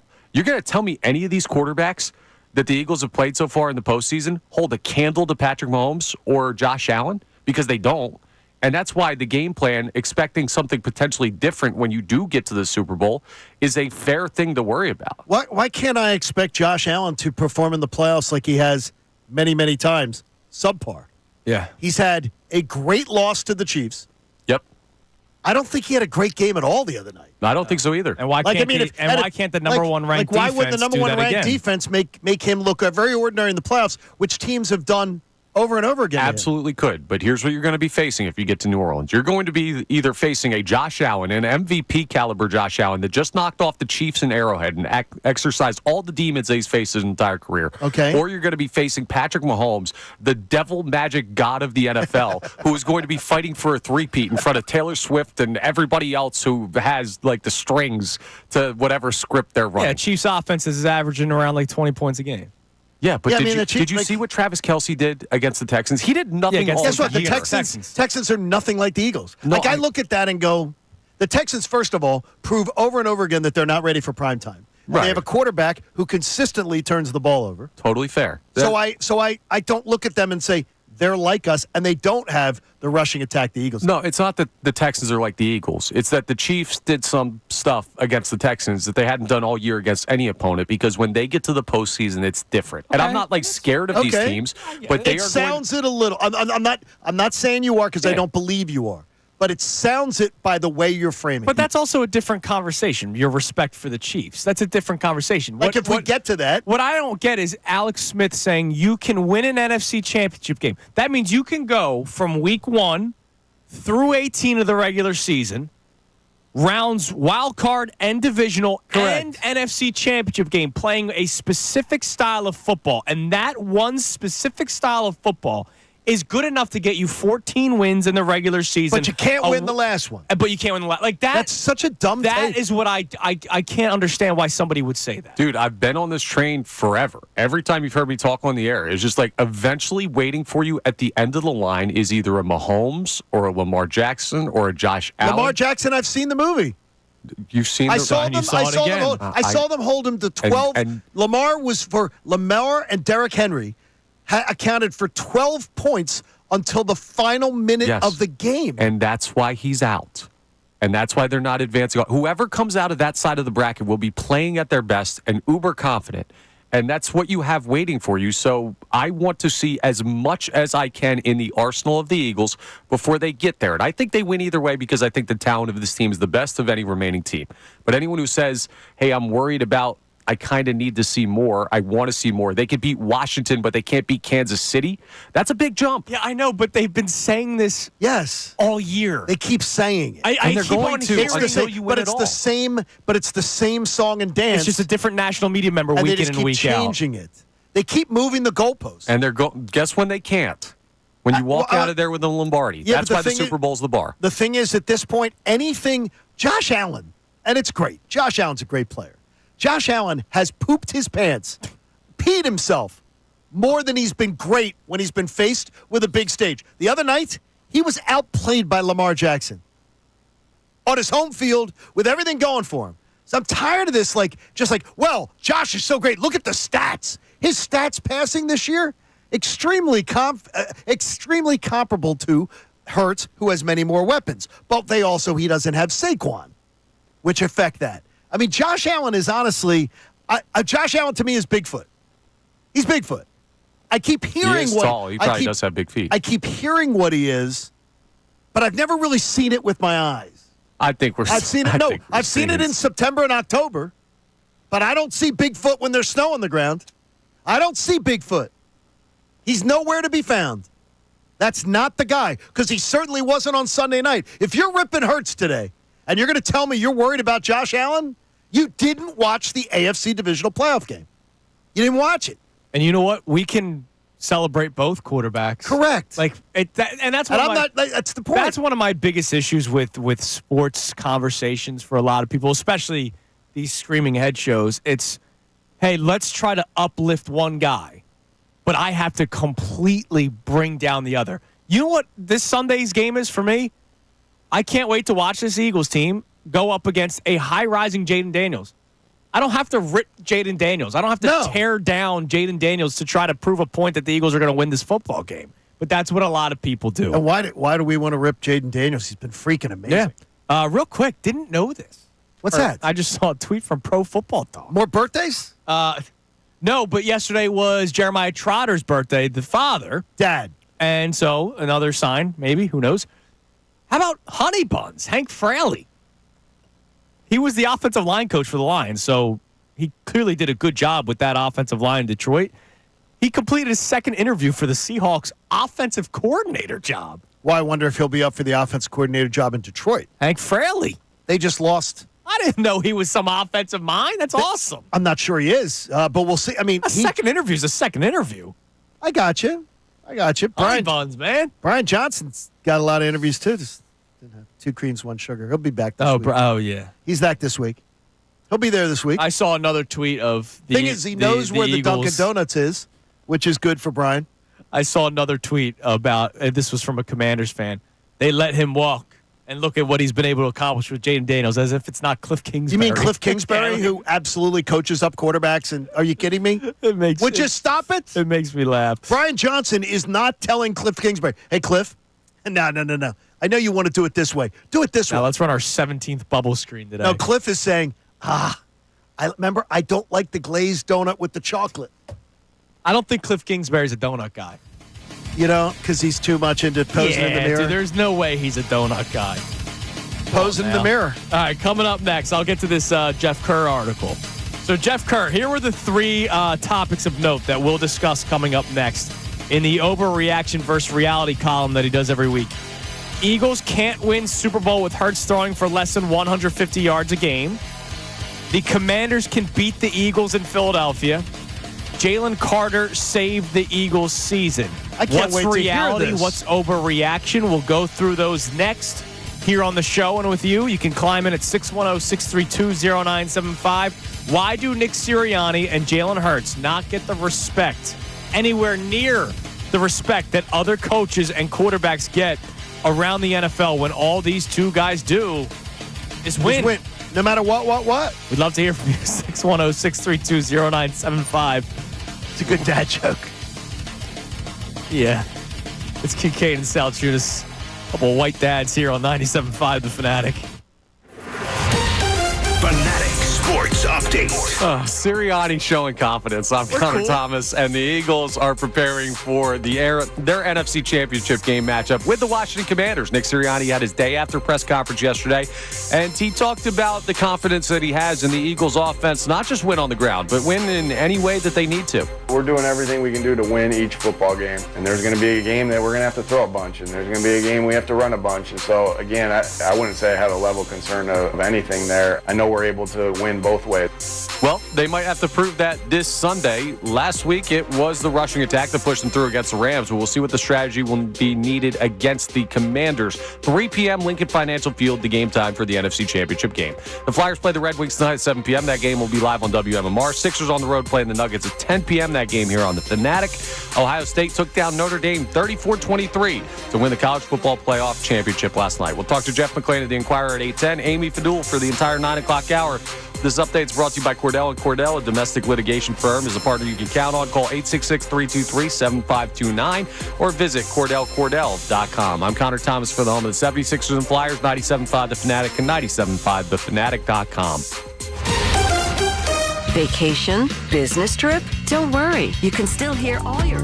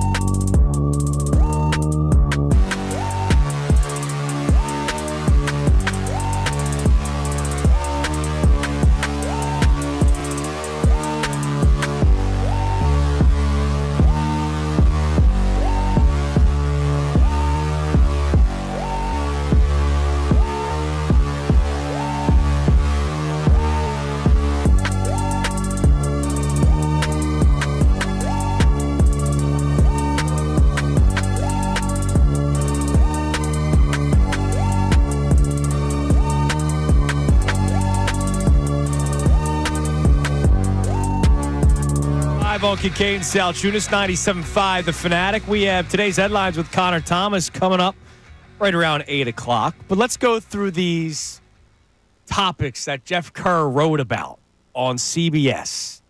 It's the overreactions versus reality topics. He does a great job with He does. I like these a lot. So the first one was Eagles can't win Super Bowl with Hurts throwing for less than 150 yards a game. His opinion, that's an overreaction, which I agree. The Eagles continue to find ways to win football games regardless of the passing yards they have each game. Yards have been overinflated stat to judge a quarterback, and Jalen Hurts is proving it by throwing for 131 and 128 in each of the Eagles' 2 playoff wins. Hurts has thrown for under 150 in 5 games this season. The Eagles have won all 5 because Hurts hasn't turned the ball over, helping out their elite running game and defense control the game. Philadelphia has asked Hurts to reduce the turnovers, and he's done that task, having just 2 since Week 5. The Eagles are 12-0 in the last 12 games Hurts has started and finished for a reason. They can win the Super Bowl with Hurts managing the game, which is exactly what I wanted. Jeff Kerr's a bright guy on that one. Yeah. Bright guy. Especially when he agrees with John and I. Well, I don't think that's just the criteria, but it does make him seem smarter. All right. Topic 2. Commanders can beat Eagles in Philadelphia. Overreaction versus reality. He says reality. It is reality. It is reality. It's not happening, though. The Commanders are the team that isn't supposed to be playing in conference championship weekend, yet here they are in the Final Four with the Chiefs, Eagles, and Bills. Washington has to go into Philadelphia and win a playoff game, a place the Eagles are 6-1 their last 7 home playoff games. They've won 4 straight now. The Commanders beat the high-powered Lions in Detroit because Jane Daniels has played like a top-5 quarterback all year. Daniels and the offense can score against the Eagles' defense enough to beat the Eagles in Philadelphia. The extent of Jalen Hurts' knee injury is unknown and could keep him away from being a +1 in the run game. The Eagles' offense is good, but inconsistent. Washington can beat the Eagles in Philadelphia the way the Commanders are playing. They are a very confident team. I don't have a problem with that. I don't have any problem with it. However, the one thing I will say, okay, he's not wrong when he says the Commanders can score against the Eagles' defense because we've seen it happen. But I will say it once more. In that game where Jalen Hurts gets knocked out, the defense forced 5 turnovers. And if it's Jalen Hurts and the Eagles' offense, they're scoring touchdowns when they got field goals, or they're getting field goals when they weren't getting into field goal territory with Kenny Pickett. And when he left the game, it was 14-0. Oh, it was a beatdown. And then Kenny Pickett threw the stupid pick 6. And it all started downhill from there. And 22 points in the fourth quarter, that means you have to have a lot of time, right? That's at least 3 possessions. Sure it is. If the Eagles have Jalen Hurts, which then entail has the running attack. How much clock are they taking? Exactly. So they're not scoring 22 points in a single quarter. So that's the one thing I'll differ from Jeff Kerr in his write-up. But, yeah, he's right. The Commanders could win. Lastly, Jalen Carter saved the season. Overreaction or reality? He says, say reality. He agrees with you, and I think it's reality. The Rams would have beaten the Eagles this week if it wasn't for Carter, a game changer on the defensive side of the ball. Carter had a forced fumble in the fourth quarter that forced the Rams to score a touchdown and take the lead, and had the biggest play of the game in the final minute. On a 3rd and 2 from the Eagles' 13-yard line in a 28-22 game, Carter sacked Matthew Stafford for a 9-yard loss. The Rams had no timeouts and a running clock, facing a 4th and 11. Stafford threw an incomplete pass, and the Eagles advanced on the back of Carter, who nullified Stafford, throwing for 324 yards and 2 touchdowns in the snow. If it wasn't for Carter, the Eagles have one of the biggest collapses in the postseason. He's a special player. And I will say that forced fumble that Jeff doesn't mention in the story, because he can only put so many words in each, because it's multiple things that he's writing about. That was right after the safety. Correct. So that's momentum Rams. 16-15 ball game, first play from the line of scrimmage. They get an 8-yard run from Kyron Williams. They go right back to the run, and Carter punches it out. Okay. If Carter doesn't punch that ball out, the Rams may have had the momentum to drive downfield, at least kick a field goal and take the lead. And the offense at that time was sputtering for the Eagles. And then, of course, the big Saquon run after that. Anyways, you're listening to 97.5 The Fanatic, WPEN, and WPEN HD1 Burlington, Philadelphia, a Beasley Media Group station broadcasting live from the Comcast Business Studio, powering possibilities. Our man Jeff McLane is going to be joining us coming up in 10 minutes at 8:10. Amy Fadul is going to be joining us for the entire 9 o'clock hour today. But now, to start the 8 o'clock hour, it is time for today's headlines with Connor Thomas. Today's headlines with Connor Thomas. What do we got? What's up, boys? Well, we had a big night of football last night as college football rounded out their season. I know you guys mentioned it earlier, but Ohio State taking home the national championship over Notre Dame. Here's how the final call sounded. I'm not happy. I hate it here. I want to go home. The longest, toughest postseason climb in the history of the sport. And after all that, it's Ohio State together at the mountaintop, champions of college football. Of course, that was cut by our guy B. Gunn, who's a big Notre Dame guy. Thoughts with him, but your guys' thoughts?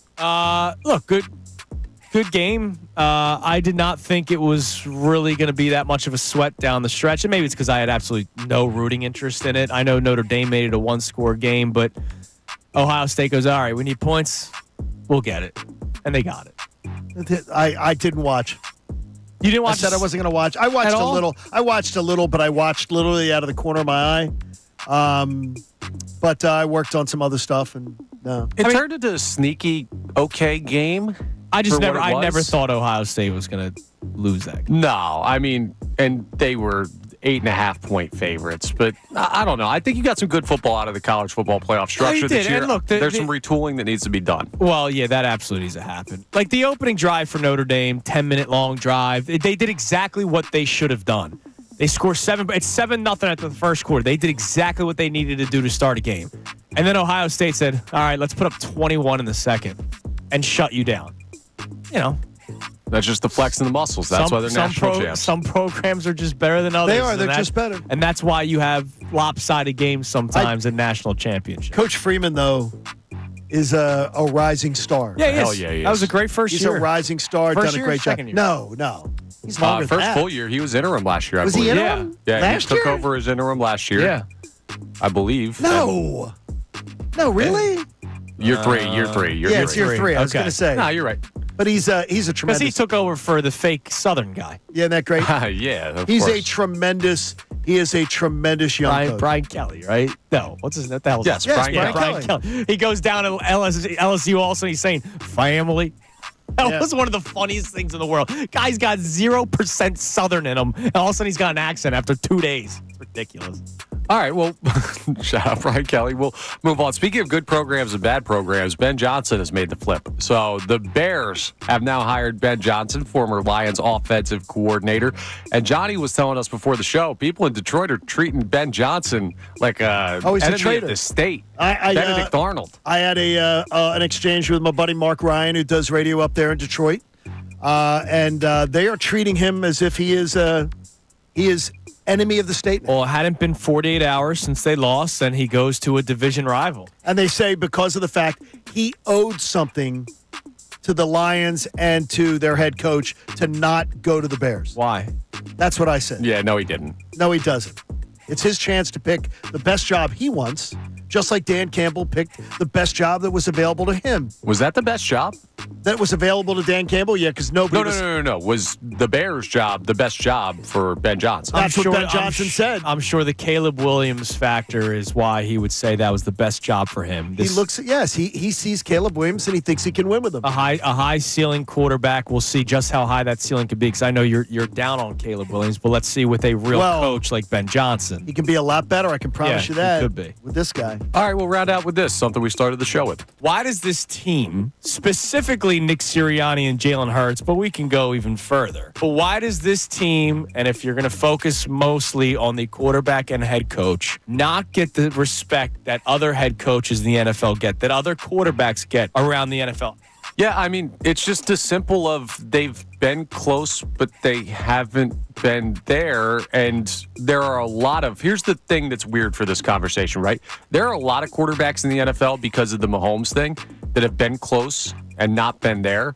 So we've talked slightly before about the lines being blurred of who really are the great quarterbacks in the game.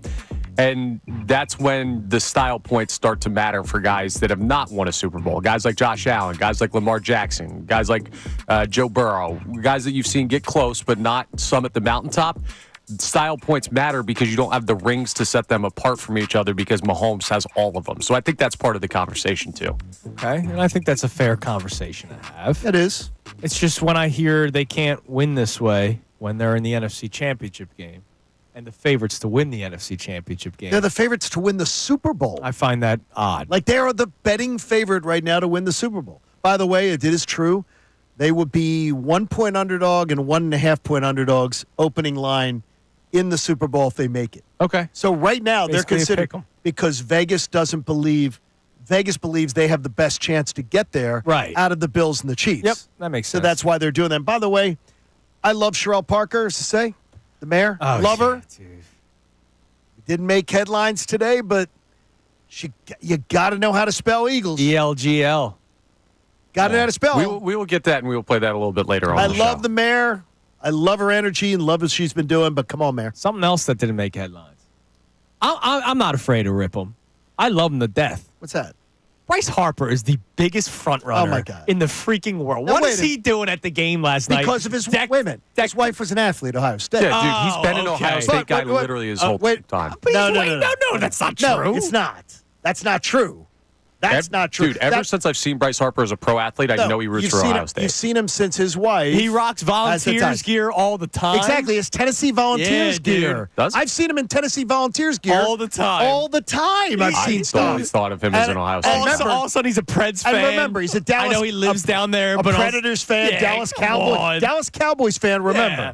he's a Dallas Cowboys fan that portrays himself as an Eagles I fan. love you, Bryce, but Come on. he rocks pandering- the gear of the.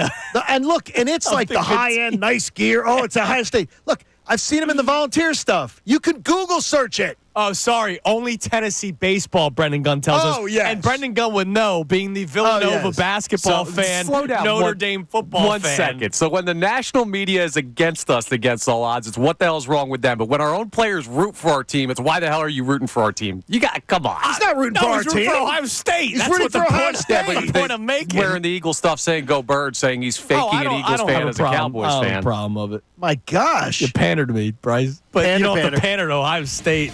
I didn't know Seriously. about his wife. My apologies. But I bet you even if she didn't go to Ohio State, he'd No, be but the rocking thing is, Ohio State gear. You could find him at other college gear all the time. It's like, come on now. You know what? Pick a side. T for Temple Pick U, a baby. team. I saw a tweet And if yesterday you're from Walmart alumni, you're Walmart alumni. John DiCarlo put out a tweet. There's one of the projections for the tournament. 12 seed Temple Owls. Well, I got to keep going. Got to keep going there. Coach, keep after it. All right, coming up next, Jeff McLane joins the show. It's Kincade Salciunas, 97.5, The Fanatic. The Philadelphia 76ers. Sixers win. Play that.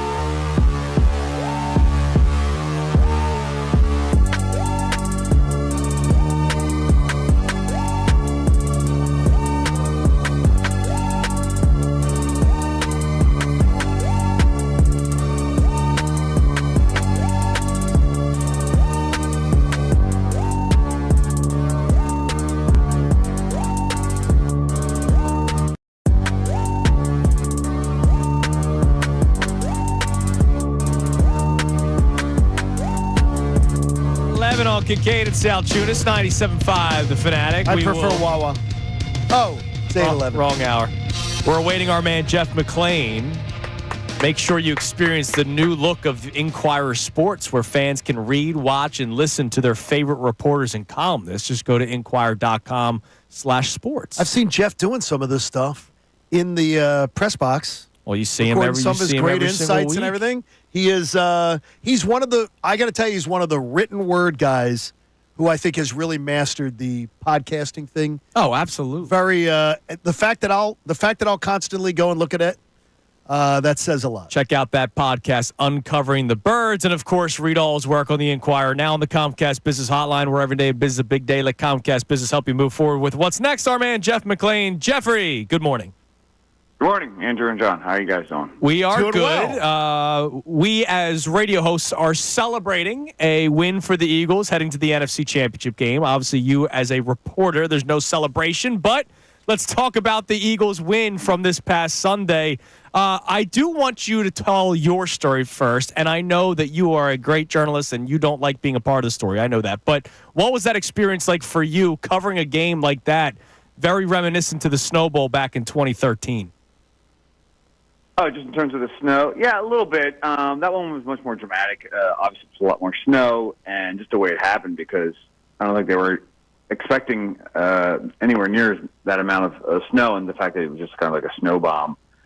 But just dropped all that snow in the field, and just the way it happened, to me, it was a little more dramatic. This, obviously, the stakes were higher, so, maybe it adds to the folklore of the moment, and especially the Saquon Barkley 78-yard touchdown run, and obviously, as a journalist, I try to remain as neutral as possible. But the NFL films shot and the music that they play of the slow mo of Saquon running that from a kind of the end zone view. Yeah, with the flakes falling, it was awesome. Yeah, I've watched that a few times, and that is definitely poetry in motion. So I can get why maybe this over years people look back upon this game as a moment, especially if they go on and win the Super Bowl.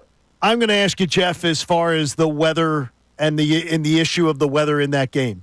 Do you believe it changed the game in any way? Do you believe it hurt one team over the other?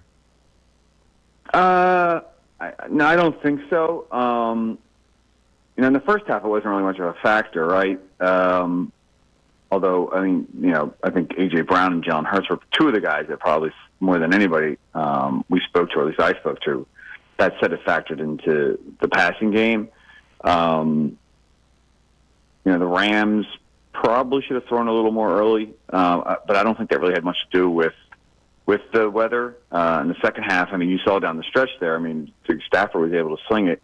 Now, they were only... they were in catch-up mode, so that was pretty much what they had to do, and the Eagles were playing a little bit of prevent defense, so that maybe helped them.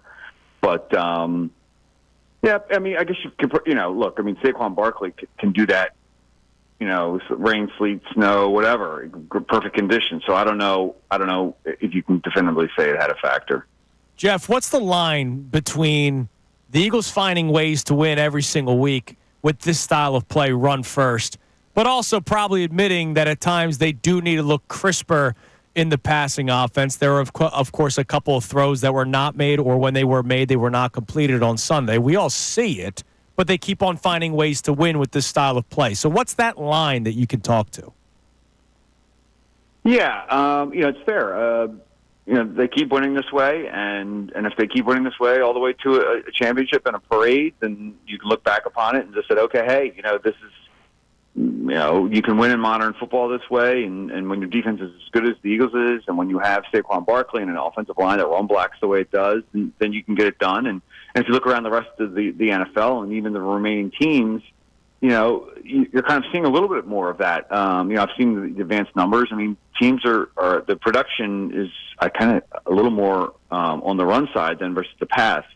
But that being said, you want to be a little I hate to use the word balance, but you want to be able to throw it when you need to, and I think that is the valid concern of fans. The Eagles, if you ask them, I know they don't say it as much recently, A.J. Brown, Devontae Smith, but they feel it. and they believe it, and Jalen does as well. I mean, you can't have just 65 yards net passing. I don't care about the weather. I don't care about the A.J. Brown drops. You can't take 63 negative yards and sacks and do that on a weekly basis against as the teams are getting tougher and expect to win. Now, that may happen. And again, I don't think the Chiefs are world beaters. I don't think the Bills are world beaters. We certainly know that the Commanders aren't. But I don't think there's any harm in pointing out that this or that has to may need to happen if the Eagles want to win. And I think that certainly is the case when it comes to the quarterback. It comes to A.J. Brown, who uncharacteristically had a couple of drops, although they weren't simple catches, but those are typically catches that he makes. Yeah, he's got. And then also in the play calling with Kellen Moore, I don't think he had one of his better games. What would if I was to say to you, what are you taking away from the Commanders, the 2 games you played them this year? Since Hurts got injured in the second one, it really sent that game a little haywire. What are the number one things that are on your radar as you look to pre-scout this game? And how much should injuries and injury concern be on our radar? Yeah, well, I mean, I guess, it's Jaden Daniels right now. It's the Jaden Daniels show. I mean, he's playing at such a high level that, he can offset what your team may lack when it comes to talent. And I think if you stack these teams up side by side, the Eagles will win at most positions. At quarterback right now, no, they won't. And that could be the great equalizer in this game. And the Eagles are going to have to be very aware of that, obviously. But there's more to the team than Daniels. Obviously, Terry McLaurin is a top receiver. Zach Ertz is playing at a high level, even at his advanced age. They have a good run game. They have a lot of diversity in the play calling, and they have a good play caller, Cliff Kingsbury. Defense has some holes in it, but the one thing that I can say about the Commanders, and I think this is where they match the Eagles, and you can't say this about many teams because I think the Eagles are about as physical as it gets. The Commanders play hard. Dan Quinn has that team playing tough physical football for him. So this could be a bloodbath, and we saw it in the last meeting. And these teams don't like each other. Obviously, the stakes are higher now. But so that's one area that I'm certainly focused upon. And then when you talk about injuries, Jalen Hurts is going to play. From my understanding, Quinyon Mitchell is going to play as well. The concern with Hurts, clearly with the knee, is if he's not 100%, he's going to be limited in the run game, and then all of a sudden the Commanders are going to pick up on that, and that makes it a little harder for Saquon Barkley. Look, Saquon Barkley and his offensive line can get it done without Jalen at quarterback, but as you saw in the last game versus the Commanders when Hurts left and Pickett was in there. Now, Saquon's 68-yard touchdown run came with Kenny at quarterback, but that second half, I think the last 22 carries he had, he only gained 41 yards. I mean, They keyed in on him, and they figured out that, Pickett's not keeping the ball and running. And if Jalen can't do that on Sunday, then, it makes this run attack a little more one-dimensional. Jeff, we appreciate the time as always, man. Thank you. Hopefully next week when we're talking to you, it's about making plans for New Orleans. We appreciate the time as always, man. But thanks, guys. Yeah, Jeff's right. Just minus Hurricanes. Oh, that's right. Okay. Yeah, I cleared it with him the but other he goes day. regardless. I don't think he's going. I don't think we're going regardless. Yeah, Hurricanes. No. No, we're not doing that. Just work for Jeff McLane. Thanks, Jeff. We appreciate it. All right, talk to you guys. There he is, Jeff McLane, Mr. Serious on the Comcast Business Hotline. He's not drinking no Hurricanes. I told you. More for me.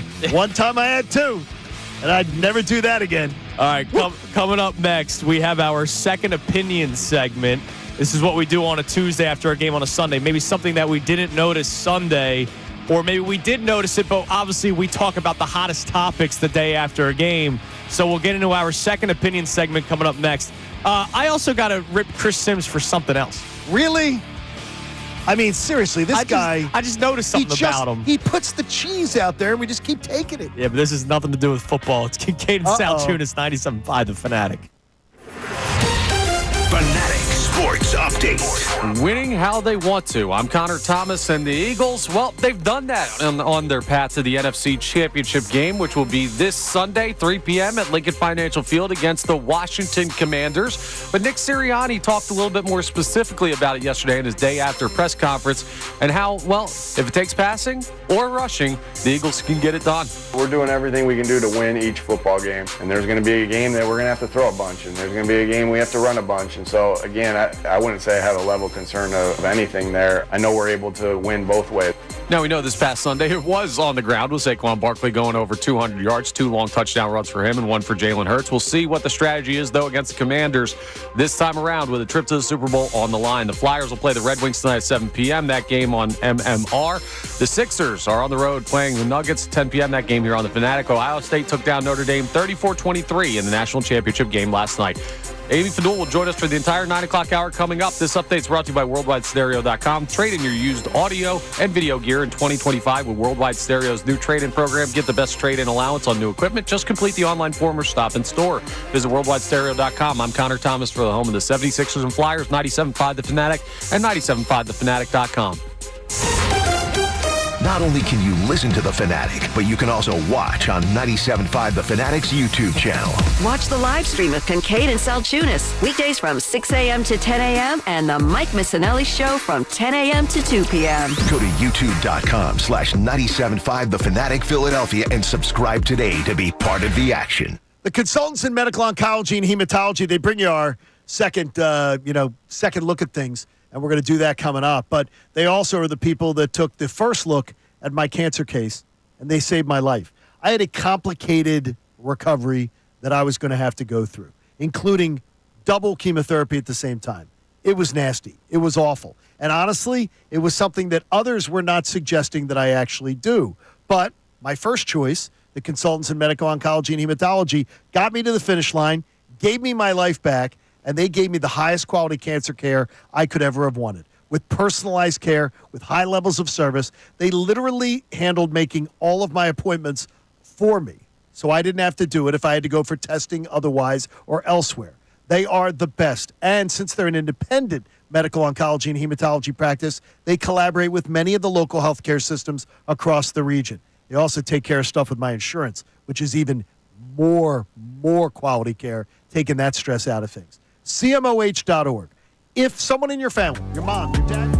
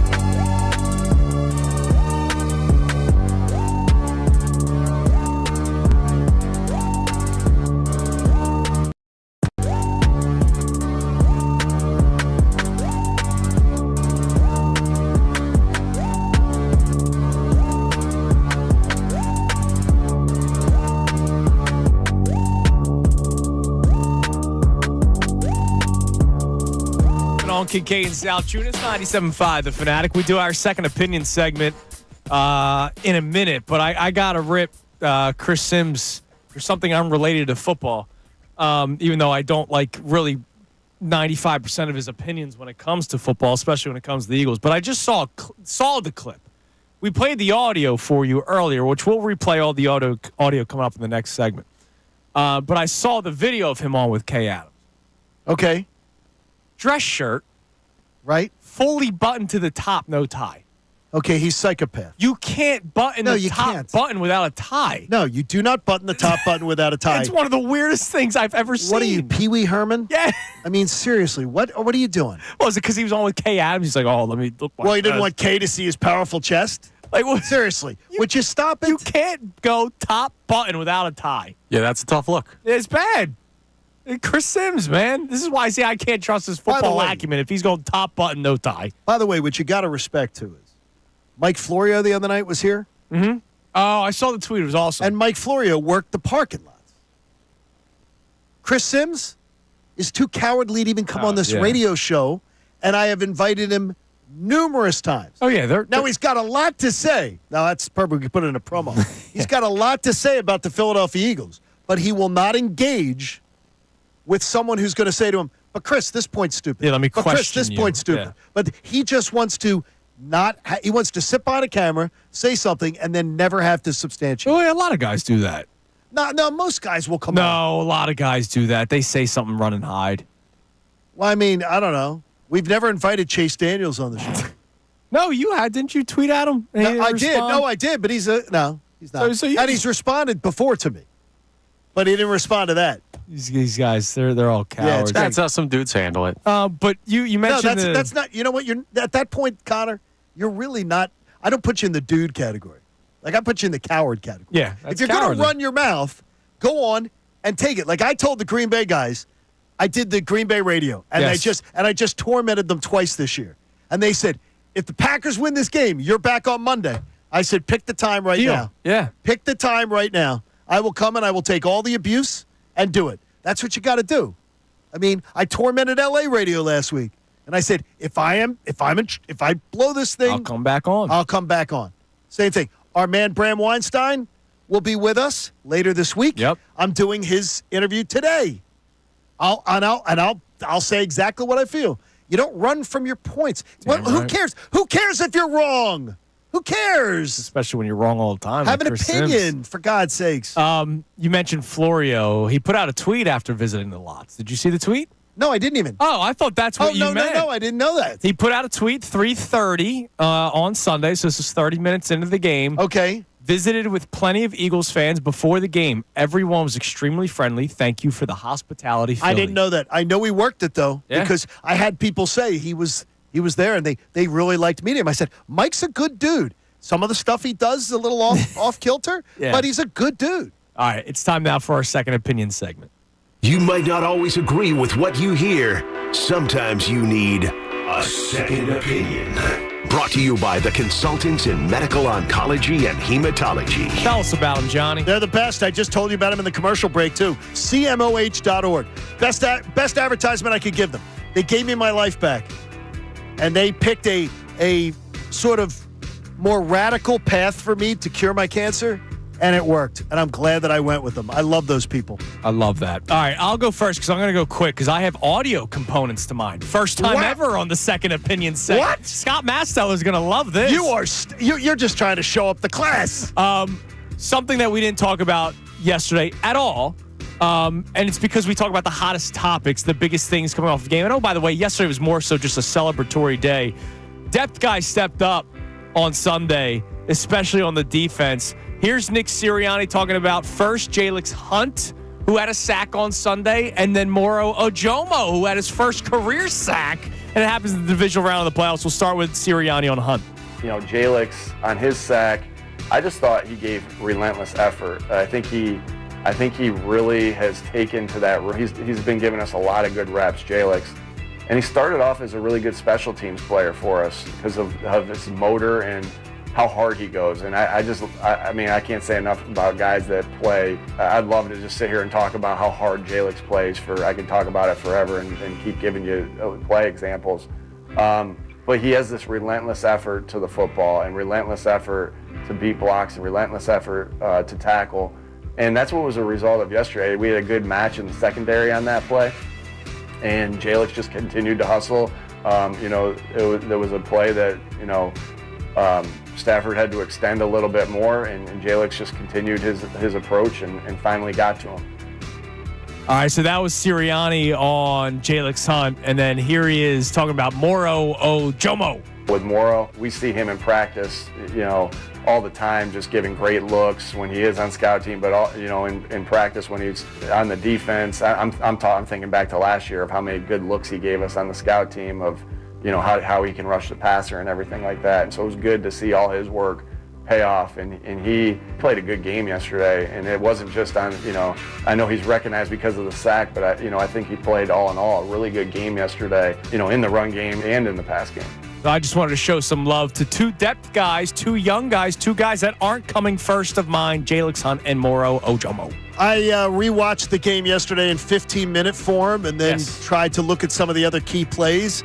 The Eagles screwed themselves out of 13 points, which would have made the game a 19-point game, which would have changed the entire talking points of it. Which would have been closer to your prediction of a 20-point beatdown. Jalen Hurts twice cost them field goal range. Yep. So I'm only going to count one of them being made because it's Jake Elliott. So I'm going to say 3 points from there. The field goal line. Then Lane Johnson with his I can't even shock. I won't criticize Lane because he's so spectacular, but I will say, Lane, you cost us 4 points on Sunday. That would have been first and goal from the 1.5. Yeah. They would have scored 7 points, not 3. And then A.J. Brown. It would have been first and goal at the 1. That's 6 points. Automatic. He had 4 shots to get it in. A.J. Brown cost us 6. Again, I don't count the extra point from, because he might have missed it. So I'm going to say 13 points minimum. That game should have been a 19-point win. I called for a 20-point win. That means I was right. Yeah, we'll say that you were right. That means I was right. Even though you didn't take into the factor that A.J. Brown would drop. True football guys take into factors of drops and missed kicks and I don't expect it of penalties. A.J. or of Lane Johnson. But Lane Johnson, I bless myself when I say this. You're exceptional. But you did cost us 4 points, which would have made the last drive of that game non-existent. Connor, what else we got? What's your second opinion? Listen, I think that the defense was exceptional on Sunday, and I think that we lost a little bit of that with the decision to play soft on that final drive that the Rams had that they scored on, not the one that the Eagles obviously stopped them on. I think that was another just high-level defensive performance considering the conditions, what you were up against. I mean, Matt Stafford did not have an awful game, but once the conditions changed, I mean, things obviously went haywire for the Rams. Part of that is you forcing turnovers when it matters most. This defense is not going to get talked about this week the way they did after they played the Packers and what they did in that game, but they should be. They were just as good as they've been all year long. And if they keep doing that, boys, we're talking New Orleans, and we're talking coming back with a Lombardi. All right. I love it. I love that. Johnny, tell us a little bit about CMOH. The Consultants in Medical Oncology and Hematology. Can I tell you anything more? They're big Birds fans, by the way. I like that. From the front office staff to the nurses to the doctors. Big Birds fans. There's a good endorsement, but give them either your first opinion or your second, and they can help to save your life. I love that. All right, coming up next, we'll sneak in some texts and some calls on today's topics of why. We're trying to find out why Sirianni and Hurts don't get the respect that other coaches and quarterbacks get. And if you're wondering why we're asking that question, hear the smear campaign next. Alex Smith, Chris Sims. That comes your way next. It's Kincade Salciunas, 97.5 The Fanatic. Now, a Birds Insider Update on 97.5.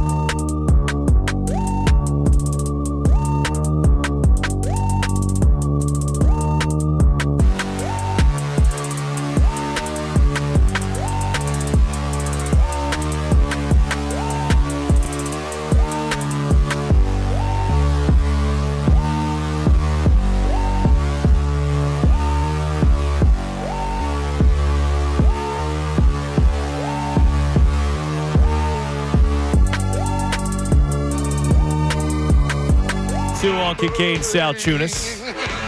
97.5, the Fanatic. By the way, Connor, I'm disappointed. You left a lot of things out of headlines today. Very disappointed. What else did he leave out? How did you leave out the golf cart fiasco from yesterday? Oh, my gosh, that was crazy. Did you see this, Connor? I have not seen that either. You didn't see it? After Ohio State won the national championship last night, they're in the bowls of the stadium. I guess they're going back to the locker room. The what of the stadium? The bowels of the stadium, whatever. I'm sorry. I'm on a roll here. Let me go. And Ryan Day, their quarterback, and a couple of other players, and it looked like family members, were on like a 3-row golf cart. And whoever it was a 3-row golf cart. Yeah, 3-row golf cart. And whoever the woman was that was driving it just ran it right into a wall. And broke it. Broke it. It stopped working. She broke it. I don't even know. Like, I guess she misread how much she had to cut the wheel. Correct.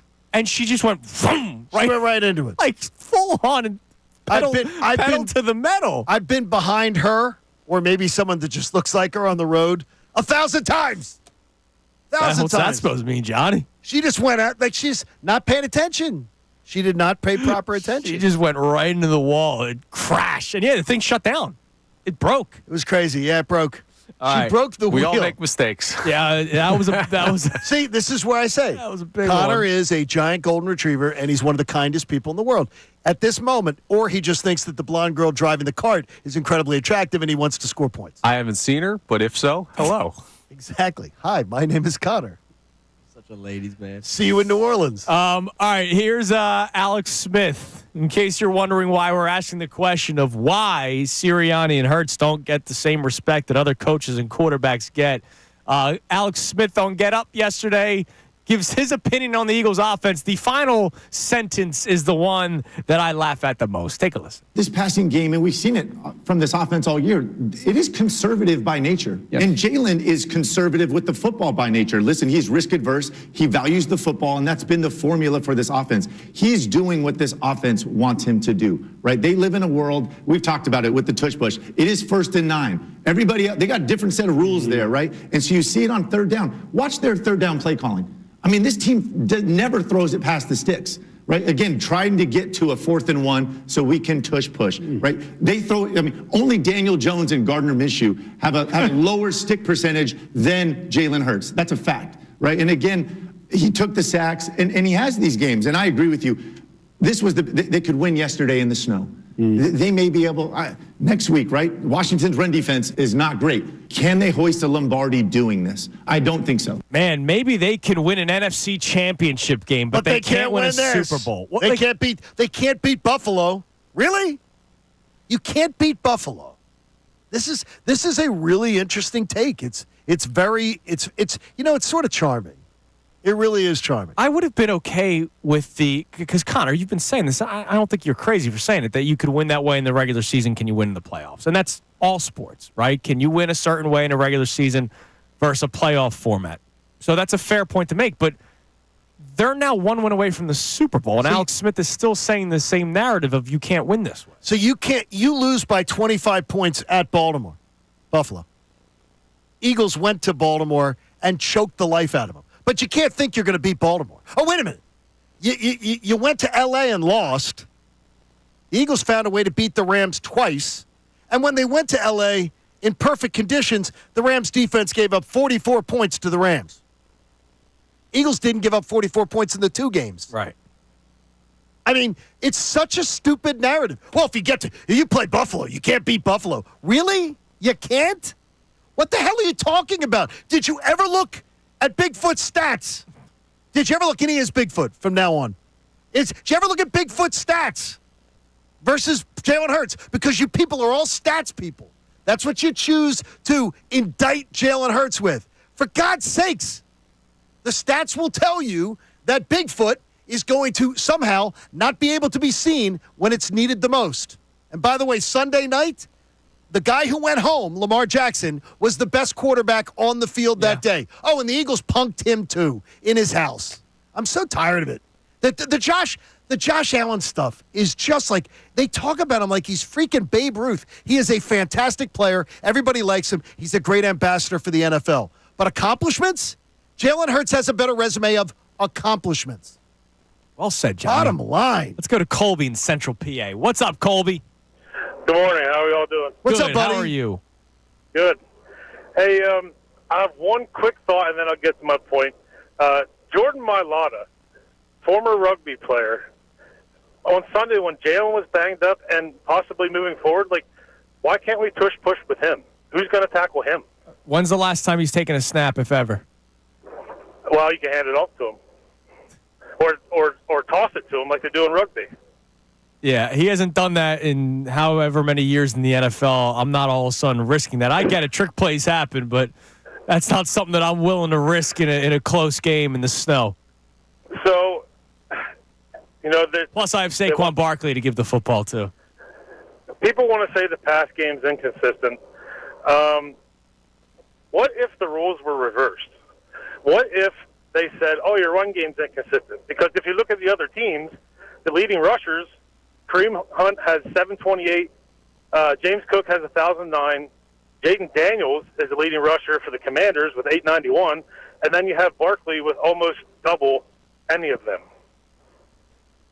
I mean, why aren't they making a big deal about that? Because it's not. Run, so you can't win it's not the way they want it to be played. It's not what they like visually. Thanks for the call, Colby. And it doesn't fit their points. If they've been trying to tell you something all along, yeah, they're trying to be right.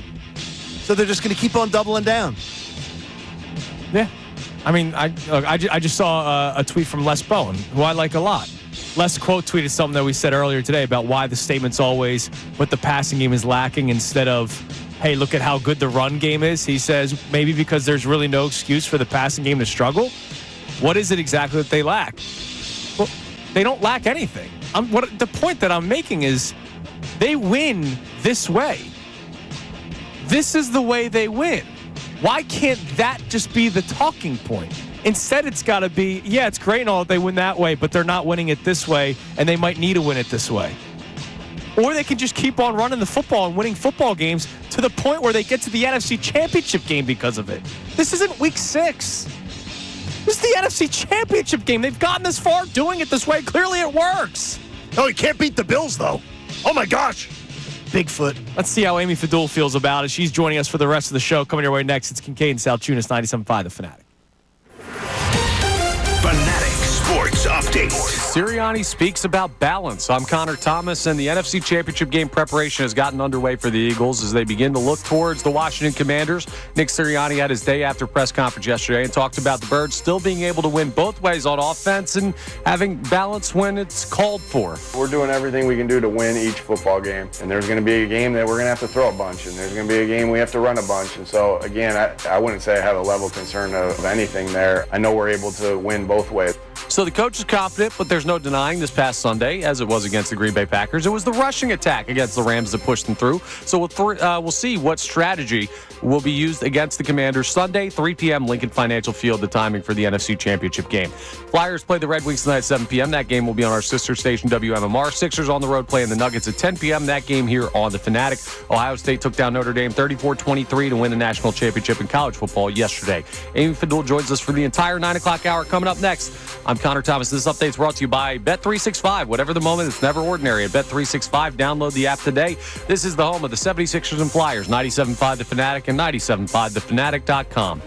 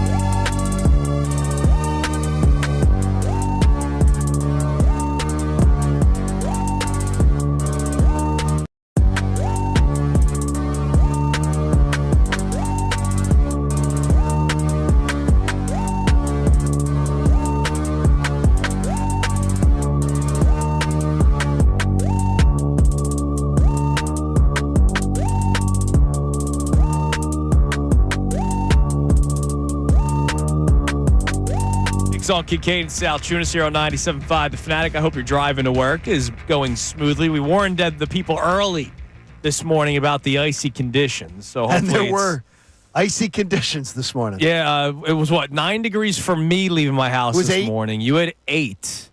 Wow, the updated forecast for today is now going down as low as 7. Tomorrow, low of 7, high of 19. Thursday, low of 11, high of 29. So at least we've made double digits as the low come Thursday. And then Sunday's actually not going to be bad. There's snow in the forecast Monday, Tuesday next week. Monday, Tuesday. Little stuff. Little snow. Nuisance. Like nuisance snow, Yeah, I don't right? like nuisance snow. No, we don't want that. I'm anti-nuisance snow. I'm anti-snow unless it helps the Eagles. Like, honestly. And as with Jeff McLane the other day, I don't think it helped the Eagles. Like, there are people saying that they won only because of it. It hurt the Rams. I saw Louis Riddick said yesterday on ESPN that the Eagles would have lost the game if there was no snow. And I can't. You know what? I'm figuring out why Louis Riddick isn't getting jobs when he's interviewing. When I hear some of this stuff, why he constantly is getting turned down for hiring. And because that's the stupidest point of view. When two teams have the same conditions, it's one of the reasons why I never accepted the slippery turf at the Super Bowl as an excuse. You had every chance. They had 7 different. George Toma. They had 7 different cleats to wear. They had all kind. And somehow, I guarantee you, the Eagles had the same cleats available to them. They miscalculated. They didn't do their job preparation. Part of the game. It's part of the game. George Toma can rot now. Yes. Oh, believe me, the sod father.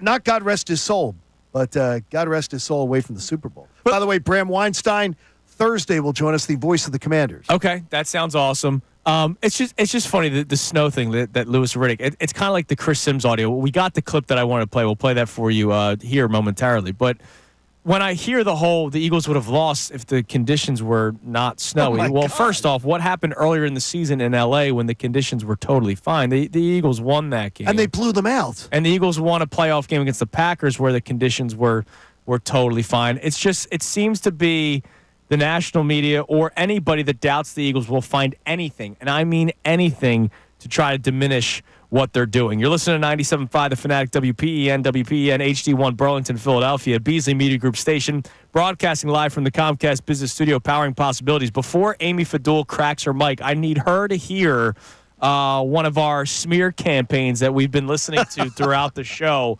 We've played Alex Smith for you a couple of times. Chris Sims is very anti-Eagle, as we know, anti-Jalen Hurts for whatever reason. Jalen Hurts must have looked at him a weird way, or maybe Chris Sims. Another wax the eyebrows guy, too. Oh, is that right? Yeah. Maybe Chris Sims' significant other likes Jalen Hurts.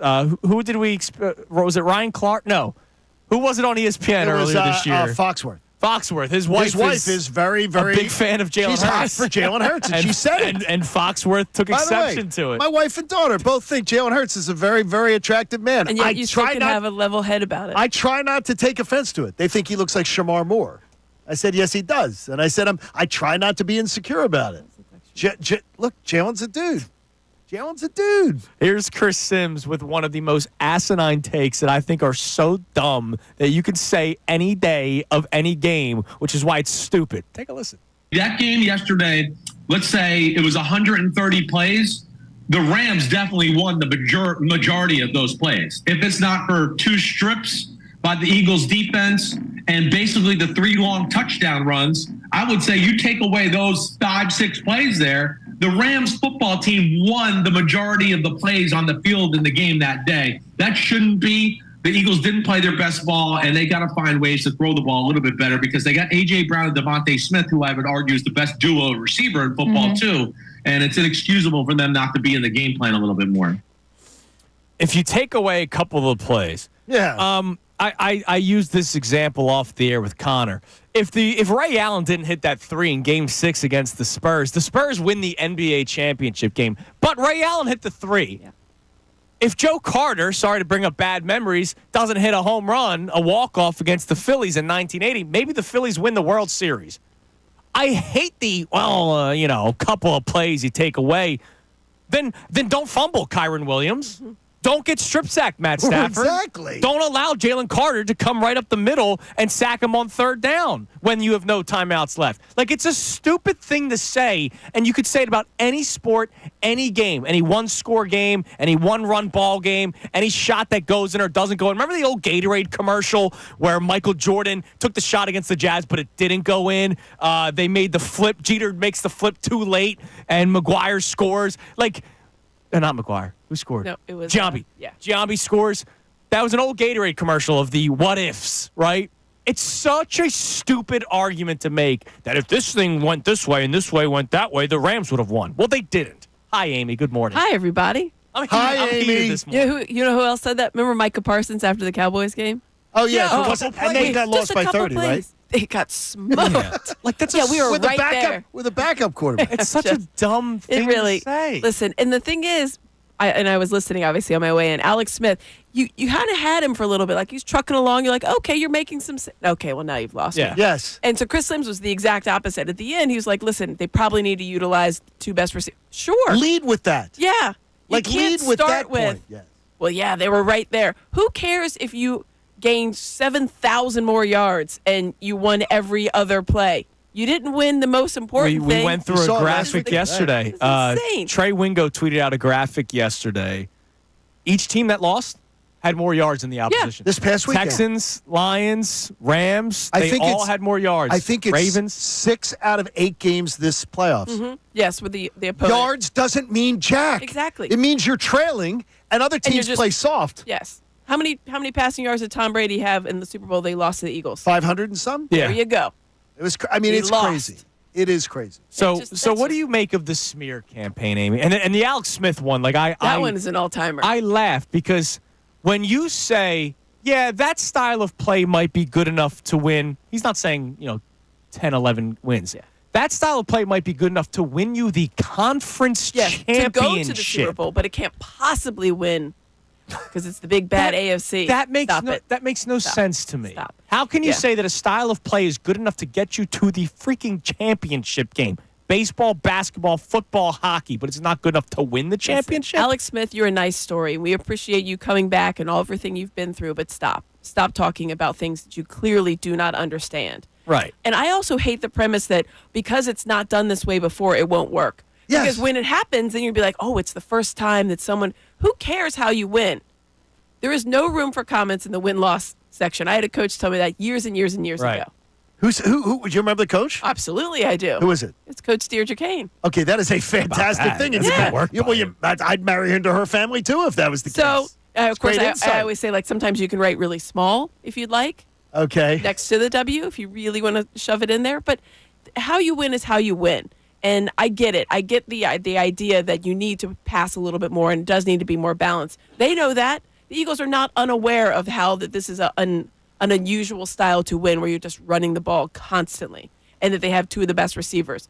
But to say, like, and the reason they're doing it, all these Chris Sims and Alex Smiths and whomever, is because we're talking It's about engagement. I get it. But, like, you at some point, Have you have some to pride, actually, damn you it. have to make some sense. How do they not, when people are talking about the Eagles, is the Eagles' defense not the bigger story?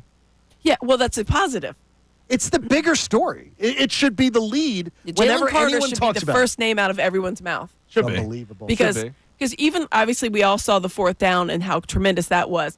But every other play, he sacks him on that final drive. Double teams. Then the 4th and 11, the reason that it sailed wide from Puka Nacua is because Jalen Carter, who he had just gotten home, was coming right up the gut. coming again. He's like, well, I better get rid of this. And he throws it wide. I think it made him, too, the trajectory of the ball, like how he was throwing the ball, Trying to throw was it going to away be a from little him. different. Yeah. Threw it out of bounds. It's been obviously not an odd day Slightly today wide. because it's been an expected day today. Like, I knew that they would come out. I knew when we were done at 10 o'clock yesterday that I would at some point either get a text from you, John, or Connor, or Brendan, or I would see something on social media and send to our group chat of, hey, have this audio ready for tomorrow, because we knew what was coming. It's just odd that it's still, and it's now getting louder. It's now more. We haven't played a clip from Alex Smith all year, and now all of a sudden he's talking about how they can't win a Super Bowl. Yes. Like it's They can't. because you know what It's he's saying. It's the definitive can't. Like, they can't possibly. Yeah. They can't? What do you mean they See, can't? that's why Amy, being the journalist, Can't? she catches the can't. Yeah, you can't. Is what hangs you up Are you more. sure you can't?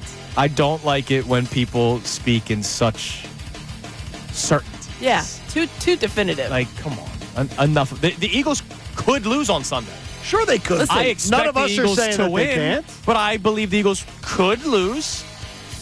I'm picking the Eagles, though. So could the Commanders. They could lose as well. Exactly. Oh, there's a hot take. It's the Yeah, weirdest right? thing in the world. All right, coming up next, speaking of those Commanders, they suffered a major injury on Saturday during their win over the Lions. We'll tell you who next and, of course, the impact of it. So we'll discuss that. We'll also get to some of your texts and calls on this Victory Tuesday, getting prepared for the NFC Championship game in South Philadelphia. And, of course, we'll relive some of the game with Amy. The snow game. Unbelievable. Here on 97.5 The Fanatic. Mike Missanelli, Bill Colarulo, and Ray Dunn. They have a lot to say about Philadelphia.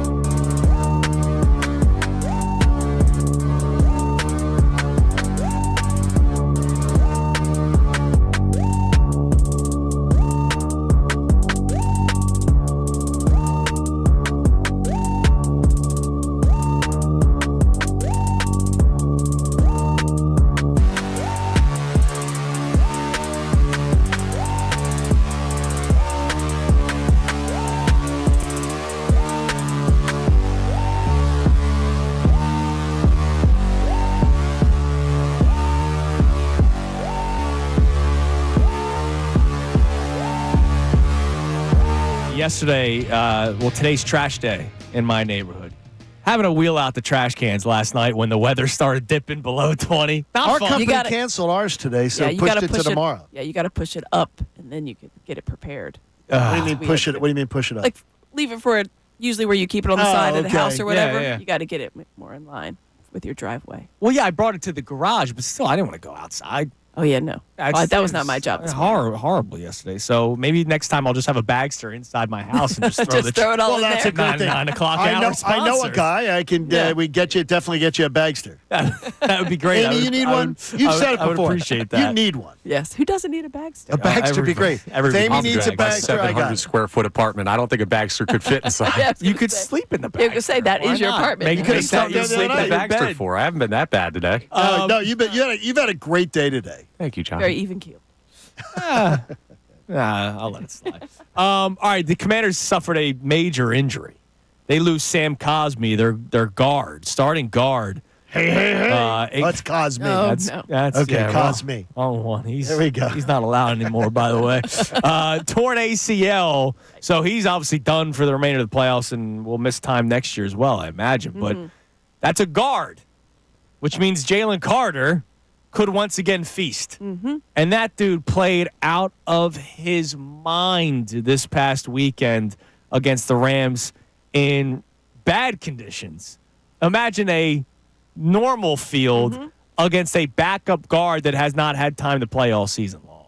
Yeah, it'll be like when we were talking earlier this year about Fred Johnson going against the likes of whomever he was facing, whether it was he went against the Jaguars. That's what it's going to be like. Yeah. You're just going to be able to get home, I would think, at least 3 times. I would predict at least 3 sacks. Now, there's one thing, football guy Andrew, that my antennas go up with this. If the pocket continues to collapse up the middle, they have to have a spy on Sunday. They have to. Yeah. And I don't think Fangio's a big fan of having a spy because it takes away one of the players in the defense. I don't think he's going to spy him. I can just see Jaden Daniels will be rolling out a lot that's the thing. on Sunday. That's one thing. Yeah.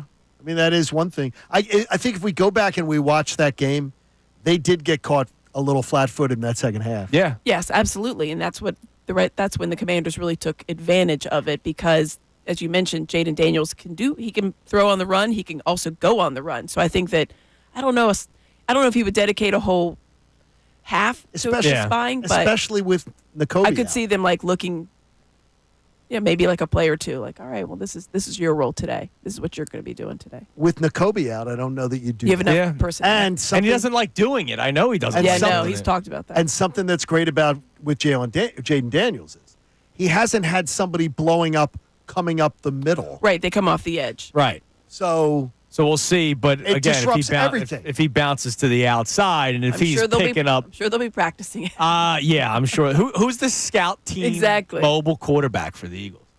Because it's obviously not Kenny certainly Pickett or not Tanner either of the two that they have. No, they'll have to take someone else on offense. Who do they? Because sometimes they have like a safe. Remember, Daniel Jones was doing scout team safety for the Giants earlier this year, which is horrible. That says a lot about the Giants, does it not? Yeah, exactly. You can't be doing that. All right, Amy, your thoughts on Sunday's game? We haven't really got a chance to talk to you about that yet. Listen, it was both nerve-wracking and exciting, and then nerve-wracking. So that was the full gamut of what we expect when we watch a Birds game. It was everything. We felt good going in, borderline confident, felt good. Felt a little nervous, then felt good, then felt very, very, very nervous. That final drive took years off my life. And I'm obviously, so for those who did not know, the Sixers played at 7 o'clock. Yes, they did. Oh, we knew. So we're locked in. We were locked in. We're locked in, and I'm locked in, obviously, on my assignment for the day, clearly. Completely looking at my pregame show. Was not looking at my pregame. No, you were exactly multitasking. Yes, sure. I glanced at it, and we were driving, so we get the feed ahead of time. The way that the TV station obviously works, everybody knows you're on a delay, whether 7 seconds, 10 seconds, whatever have you. Sure. But we get it ahead of time because we are the TV station, so you can see it. And so some people are seeing it ahead of time, and then some people aren't. But when he threw that ball wide to Puka Nacua, it was absolutely like a. Oh, my God, yeah. And then, of course, people are like, what happened? What happened? It's like, I don't know. Do you want to know? Because you're going to find out in 40 seconds because that's how far ahead we are. So we just had to tell people. I was shocked at the way the fans in the last drive went from noisy mayhem to silence. Terrified. To silence. I was terrified. And then they would amp it up again. Yes. For the Silence. play. Exactly. Silence. Because they wanted to see what happened. It's like it just went from, but I've never heard the volume disparity We saw that I people heard on that leaving. last drive. We saw people leaving after the when they were up 13. Yes, and I thought, well, I get it, but then I thought, I don't know. Everyone in that building, including the players on the Eagles, thought the game was over. Yeah. When Saquon scored. And you know it in sports. Yeah, it's hard to then get back up when you need to get back up. And so when the Rams go right downfield, the Eagles offense is like, holy crap, we got to play again? First couple of plays after that drive, after the Rams scored, I was a little bit, that's a little questionable. Yeah. You know your quarterback's hurt. Why are you rolling him out? Maybe not the best idea. And they go 3 and out. Yeah, And then quickly. the defense is gassed at this point. They so were that just on the field. That was scary. It was a scary moment. I did not have the same chesty tweet like I did against the Packers. But I did for you. Yes, you did. I felt good. Because I said when Saquon scored the touchdown, I was running the Fanatic Twitter feed, taking it over, and I said, "Good night, Rams." Yeah, I said game blouse. Yeah, I mean the Rams broadcaster said, and that should do it. Yes. So I mean everybody thought it was do it. over, and for some reason they played a completely Jim Schwartz type defense that I haven't seen Vic Fangio play except in that Atlanta game earlier this year. Yeah, it wasn't even prevent. It was just like, let's just get off the field. Yeah. It's like, come on Let's now. just get off the field. Connor, what do we have on the text line there? What are the people saying this morning at 610-632-0975? All right, so we have a check-in here from Eddie in Camden, and he asks, when did such a big population of Eagles fans become so ungrateful? Are we not happy with winning and potentially going to a Super Bowl? We'd rather have Hurts throw the ball more or the offense look the way we want it to look. What type of crazy work are these people I don't think on? it's been as bad this week. Correct. Last week was bad. A lot of fans were in a weird mood last week. It's more the national media this week. I feel like it. So listen, everybody was all jazzed about Saquon Barkley. You can just keep on running, guy. Yeah, you just it's go. unbelievable. So, Eddie, Just go. like I get what you're saying when there are people that seem ungrateful. I don't think it's the but majority of fans. No, this week's been much better. Amy, last Monday was one of the weirdest days of my working career. And John, you can It's attest the to saddest it. win ever. We walked out like so what? Like what the hell happened? Yeah, they just won a playoff game, and we're what? What are we doing here? All right, coming up next, I want to celebrate Vic Fangio a little bit. I know he got deserved. We just talked about it. Deserved questioning of that second to last drive and how the defense played. I did not notice something, hand to God, until this morning that I didn't notice Sunday or Monday, and it makes me love Vic even more. I'll tell you what next. Kincade Salciunas, 97.5, The Fanatic. Fanatic Sports Update. Birds can win both ways. I'm Connor Thomas, and the Eagles are preparing for their NFC Championship game matchup with the Washington Commanders. The week, of course, always starts with the Nick Sirianni day after press conference, though, and he talked about the Eagles being able to win both ways, even though it's been running heavy in the postseason. We're doing everything we can do to win each football game, and there's going to be a game that we're going to have to throw a bunch, and there's going to be a game we have to run a bunch. And so, again, I wouldn't say I have a level of concern of anything there. I know we're able to win both ways. Obviously, this most recent game was the latter with Saquon Barkley going off, but we'll see what the strategy will be against Washington. That game's Sunday, 3 p.m., and of course, it's at home, Lincoln Financial Field. The Flyers play the Red Wings tonight, 7 p.m. That game will be live on WMMR. The Sixers are on the road playing the Nuggets at 10 p.m. That game here on 97.5 The Fanatic. Last night, Ohio State took down Notre Dame 34-23 to win the College Football Playoff Championship. Amy Fadul will stay with us for the entire 9 o'clock hour. This update's brought to you by Discover. Do you know what's accepted at 99% of places that take credit cards nationwide? If you guess Discover, you guess right, based on the February 2024 Nielsen report. I'm Connor Thomas for the home of the 76ers and Flyers, 97.5 The Fanatic and 97.5thefanatic.com.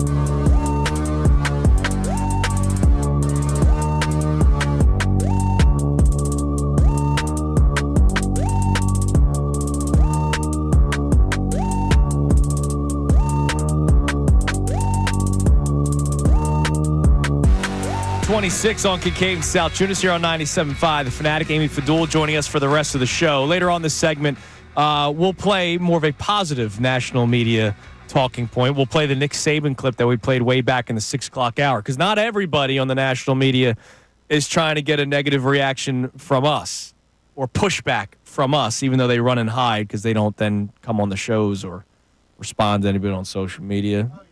They just it's hit and runs. You know, what else is new? I told you, I've interviewed Phil where Phil has said, my son is weird. We used to do a segment. Because he's NBC, and we're in NBC. We had him on once a week, and I will tell you, and that goes back years. Oh, we don't do it anymore. That goes back. We did. I think the last year was the last year we did it. But for probably 3 or 4 years, we did the once a week segment with Chris Sims. He's always buttoned it all the way at the top. So weird. I asked him about it one time because I thought it was weird. He would have the button all the way up, and he would have, which is a dress shirt, obviously, button all the way up, and then like a hoodie unzipped. And I was like, "That's a." But no, you look like a weird paperboy situation. And the hoodie unzipped. It was the whole thing was very strange. It's strange. Look, You know what that says more than anything else? Non-football guy. Yeah, it does. It does scream that.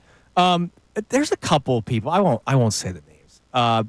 Over my years of producing, reaching out to guests, I've had at least 3 responses from prominent people in the media that have responded, and I can't believe they felt so confident in responding this way.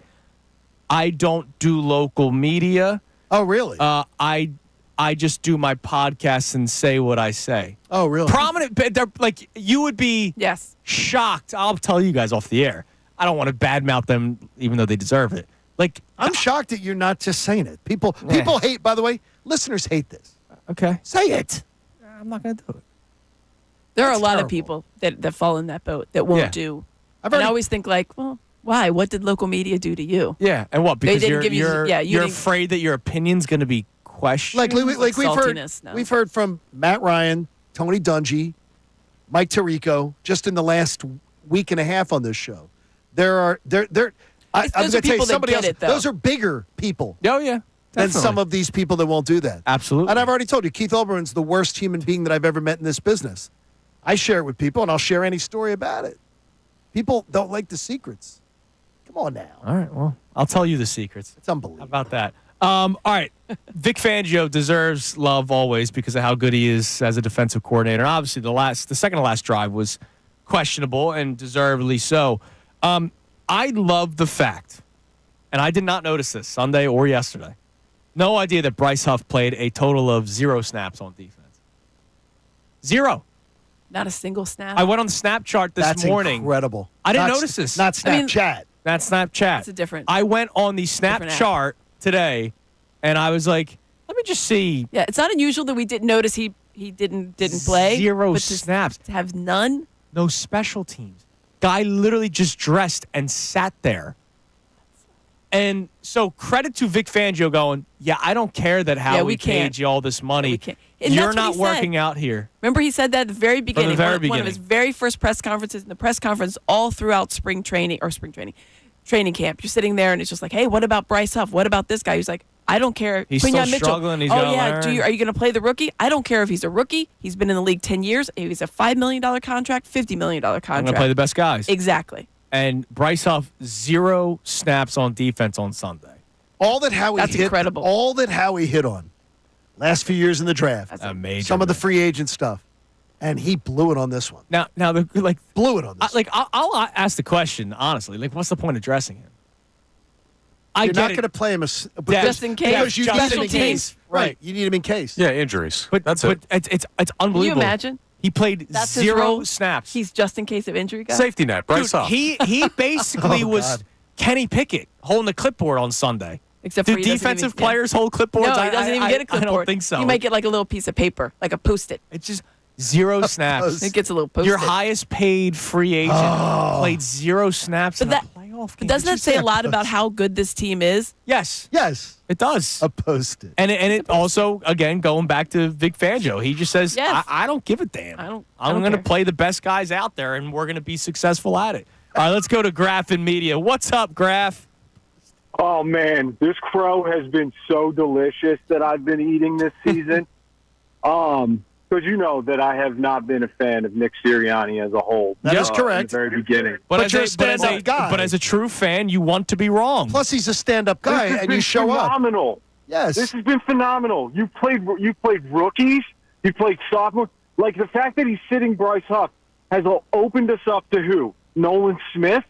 I mean, these two guys, Jalen Carter and him, they play hand in hand. It's crazy. That first sack that Jalen Carter had, watch him and Nolan Smith communicate. Smith drives his lineman into the guy who's supposed to be blocking Carter, and Carter wraps up Stafford. Like, these guys are great. This has been awesome.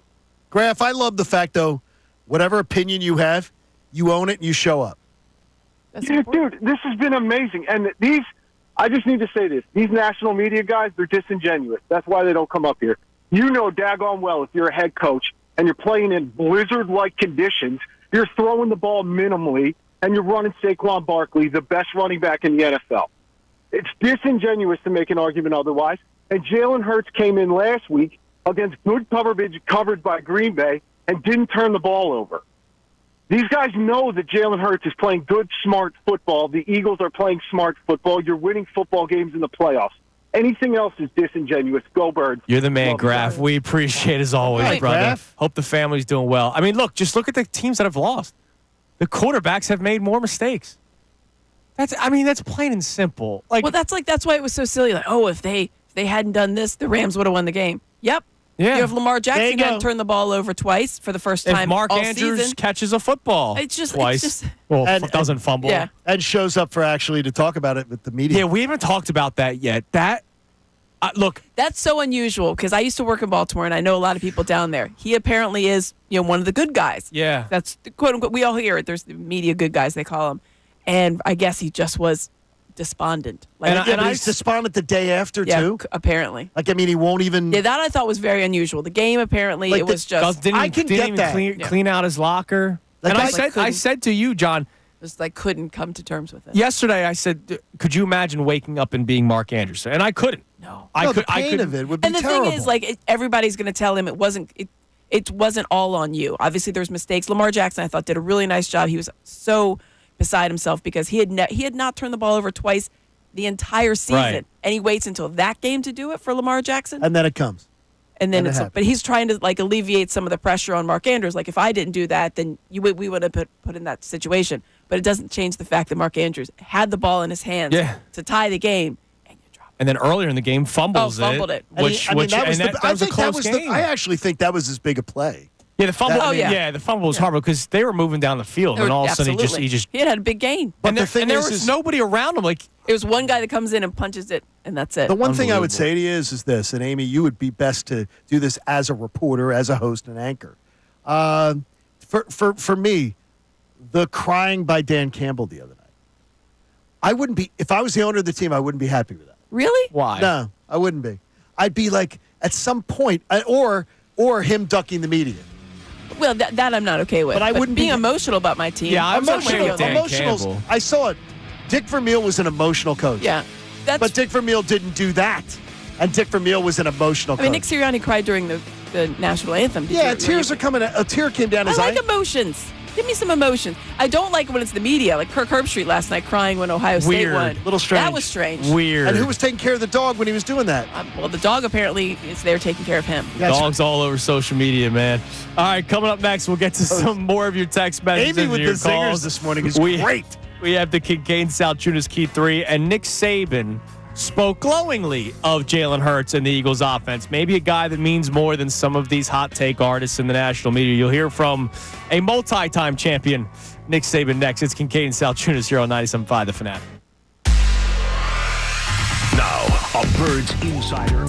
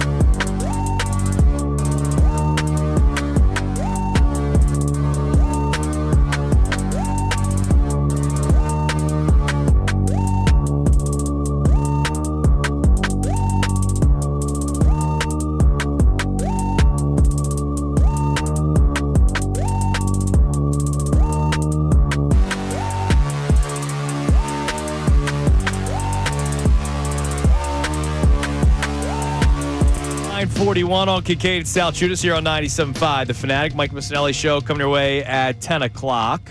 Of course, Amy Fadul with us for the remainder of the show. Amy, I'm going to play you some audio here for you that will bring your IQ level back up. Perfect. Because unfortunately, got low with Alex Smith. Working with us doesn't drag it down enough? No, it does. It's even, but and then Alex it's added. Smith, Alex Smith or subtracted even more by Alex Smith and Chris Sims, the audio that we've been playing today. And Matt, we didn't play the Hasselbeck for you one, too. Matt Hasselbeck talking about how the passing offense needs to look better and blah, blah, blah. And then if you look at the year he got to the Super Bowl, it was the Sean Alexander Right, year. exactly. So that's kind of running the ball. Kind of funny and ironic to me, but okay. Let's boost our IQ levels here a little bit. Here's Nick Saban, who is pretty successful when it comes to the sport of football, knows Jalen Hurts very well, his 2 years at Alabama. Here's Saban yesterday talking about Jalen Hurts and the passing offense. Yeah, well, I think he's doing the things they need to do to win. I mean, they're a running football team. I mean, that's what the Philadelphia Eagles are. They got Saquon Barkley. They run it. Jalen can run it, which he had a big play last night as a runner. So you got to make people defend that, and then you got to throw the ball effectively enough in play-action game. And I think Jalen is a good enough passer to do all those things. I think the one thing, and this is any athletic quarterback and every one of them, and when Jalen was with us, we would have team and 7-on-7. And I would say, you cannot run. You cannot scramble. You have to throw the ball on time. And because these guys are so athletic, they see the rush coming and they think they can scramble and get out of it. And a couple of those sacks that he took last night, he took them because in normal circumstances, no snow, no bad knee, all that, he probably would have been able to escape and get away and make a play. And he's done that so much in his career, it's hard to tell a guy, hey, don't do that. But I was trying to train him to become a better on-time passer, by not allowing him to do it in practice. And I think he improved in that regard, but he's still a great athlete, and those guys are going to make plays, and you can't take that away from him. I like logical responses from football guys that have a lot of accomplishment that don't feel the need to go over the top with an opinion. Yes. And I thought that especially was great. guys with great resumes who actually, and personally know the guy too, which is even better. I mean, he coached them. Oh, he knows him. And he told us in an interview at an SEC Media Day that when I was down in Atlanta, that he was, before I ever knew Jalen Hurts would be an Eagle or anything, that he is the epitome that he's never had there's no better teammate he's ever seen than Jalen Hurts. I like that Jalen Hurts is the same guy that he was in college. Yeah. He has not changed at all.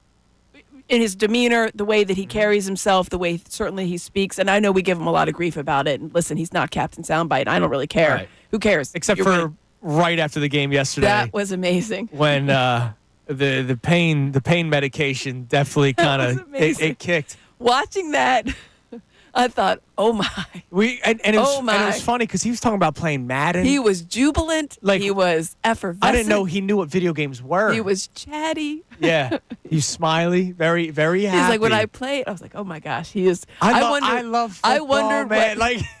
I wonder what he thinks of it watching it back. He sounds like me with my buddies when you're.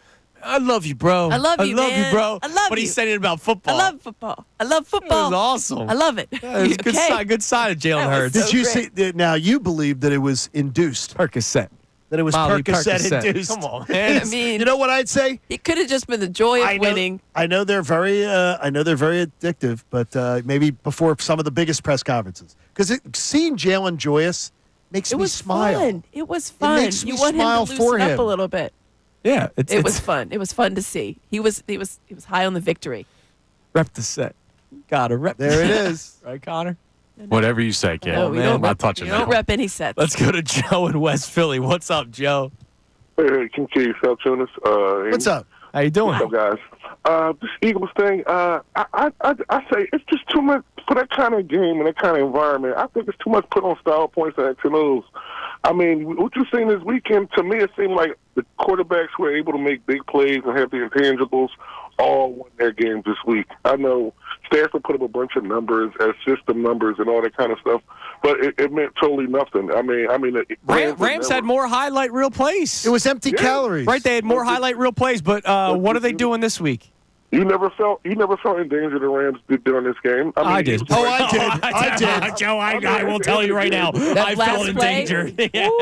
Thanks to Missy Elliott, I did. I said the end of the game. I mean, really, that little mishaps at the end of the game really made it look like it was more than what it was, but it really wasn't. Yeah, I mean, dude, they were a play away. Literally, Puka Nacua catches that. It's on the in line. It's on There's over a minute left. Yeah. I mean, I know you. I love the confidence, plays. Joe. I love the confidence. I know you like the highlight plays, but look at that offensive line. They're blocking and tackling Jalen Carter. Game over. The closest guy next to the quarterback is 2 seconds. I mean, that's more exciting. Joe, you're right. I'm just saying the final drive, when the Rams have the ball on the final drive, I'm not sitting there confidently. I know, me neither. I couldn't hold water neither. I wasn't sitting there confident, either. But I mean, when it came down to that, yes, I understand that. That's something. But I never felt the Rams were in danger of running away with this game. The Eagles were. Well, running away, no, definitely winning not.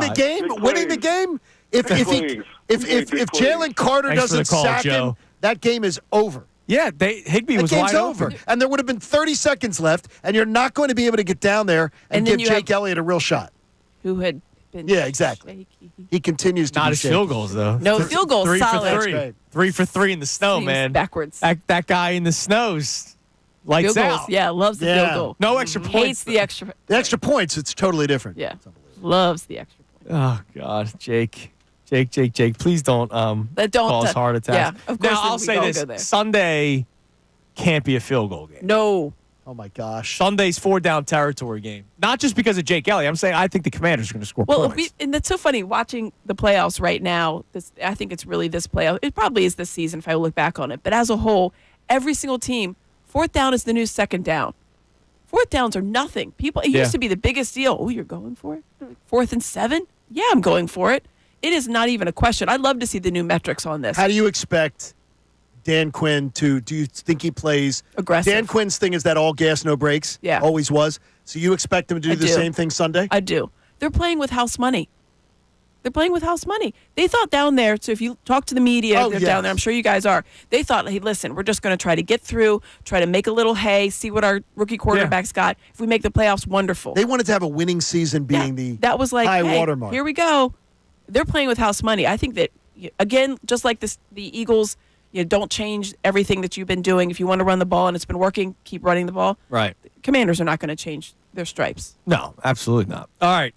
It is 9:48, so it is time now for the Kincade Salciunas Key 3 best minutes from today's show, brought to us by Vonsi Brewing. Now, the Kincade Salciunas Key 3, today's best. So the Eagles are heading to the NFC Championship game. They will be playing Sunday at 3 o'clock. It is the second time in 3 years that the Philadelphia Eagles are playing in the NFC Championship game. It is the second time in 3 years where Jalen Hurts will be the starting quarterback in the NFC Championship game. It is the second time in 3 years where Nick Sirianni would be the head coach of a team in the NFC Championship game. That's a lot of good you're spitting out there. Why, John? I have to ask the question why. Because they're good?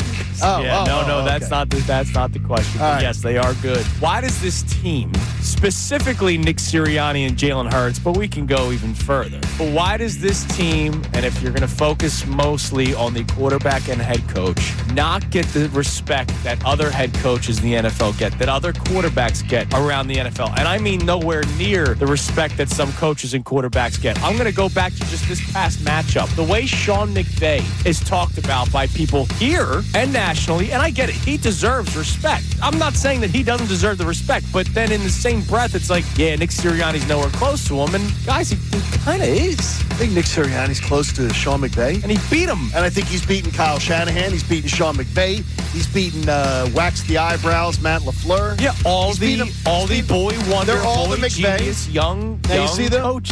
Nick Sirianni walked into a building with a general manager with a pedigree, with an organization with a pedigree, and he reclaimed the decline of Doug Peterson, which I will insist to people was 3 years.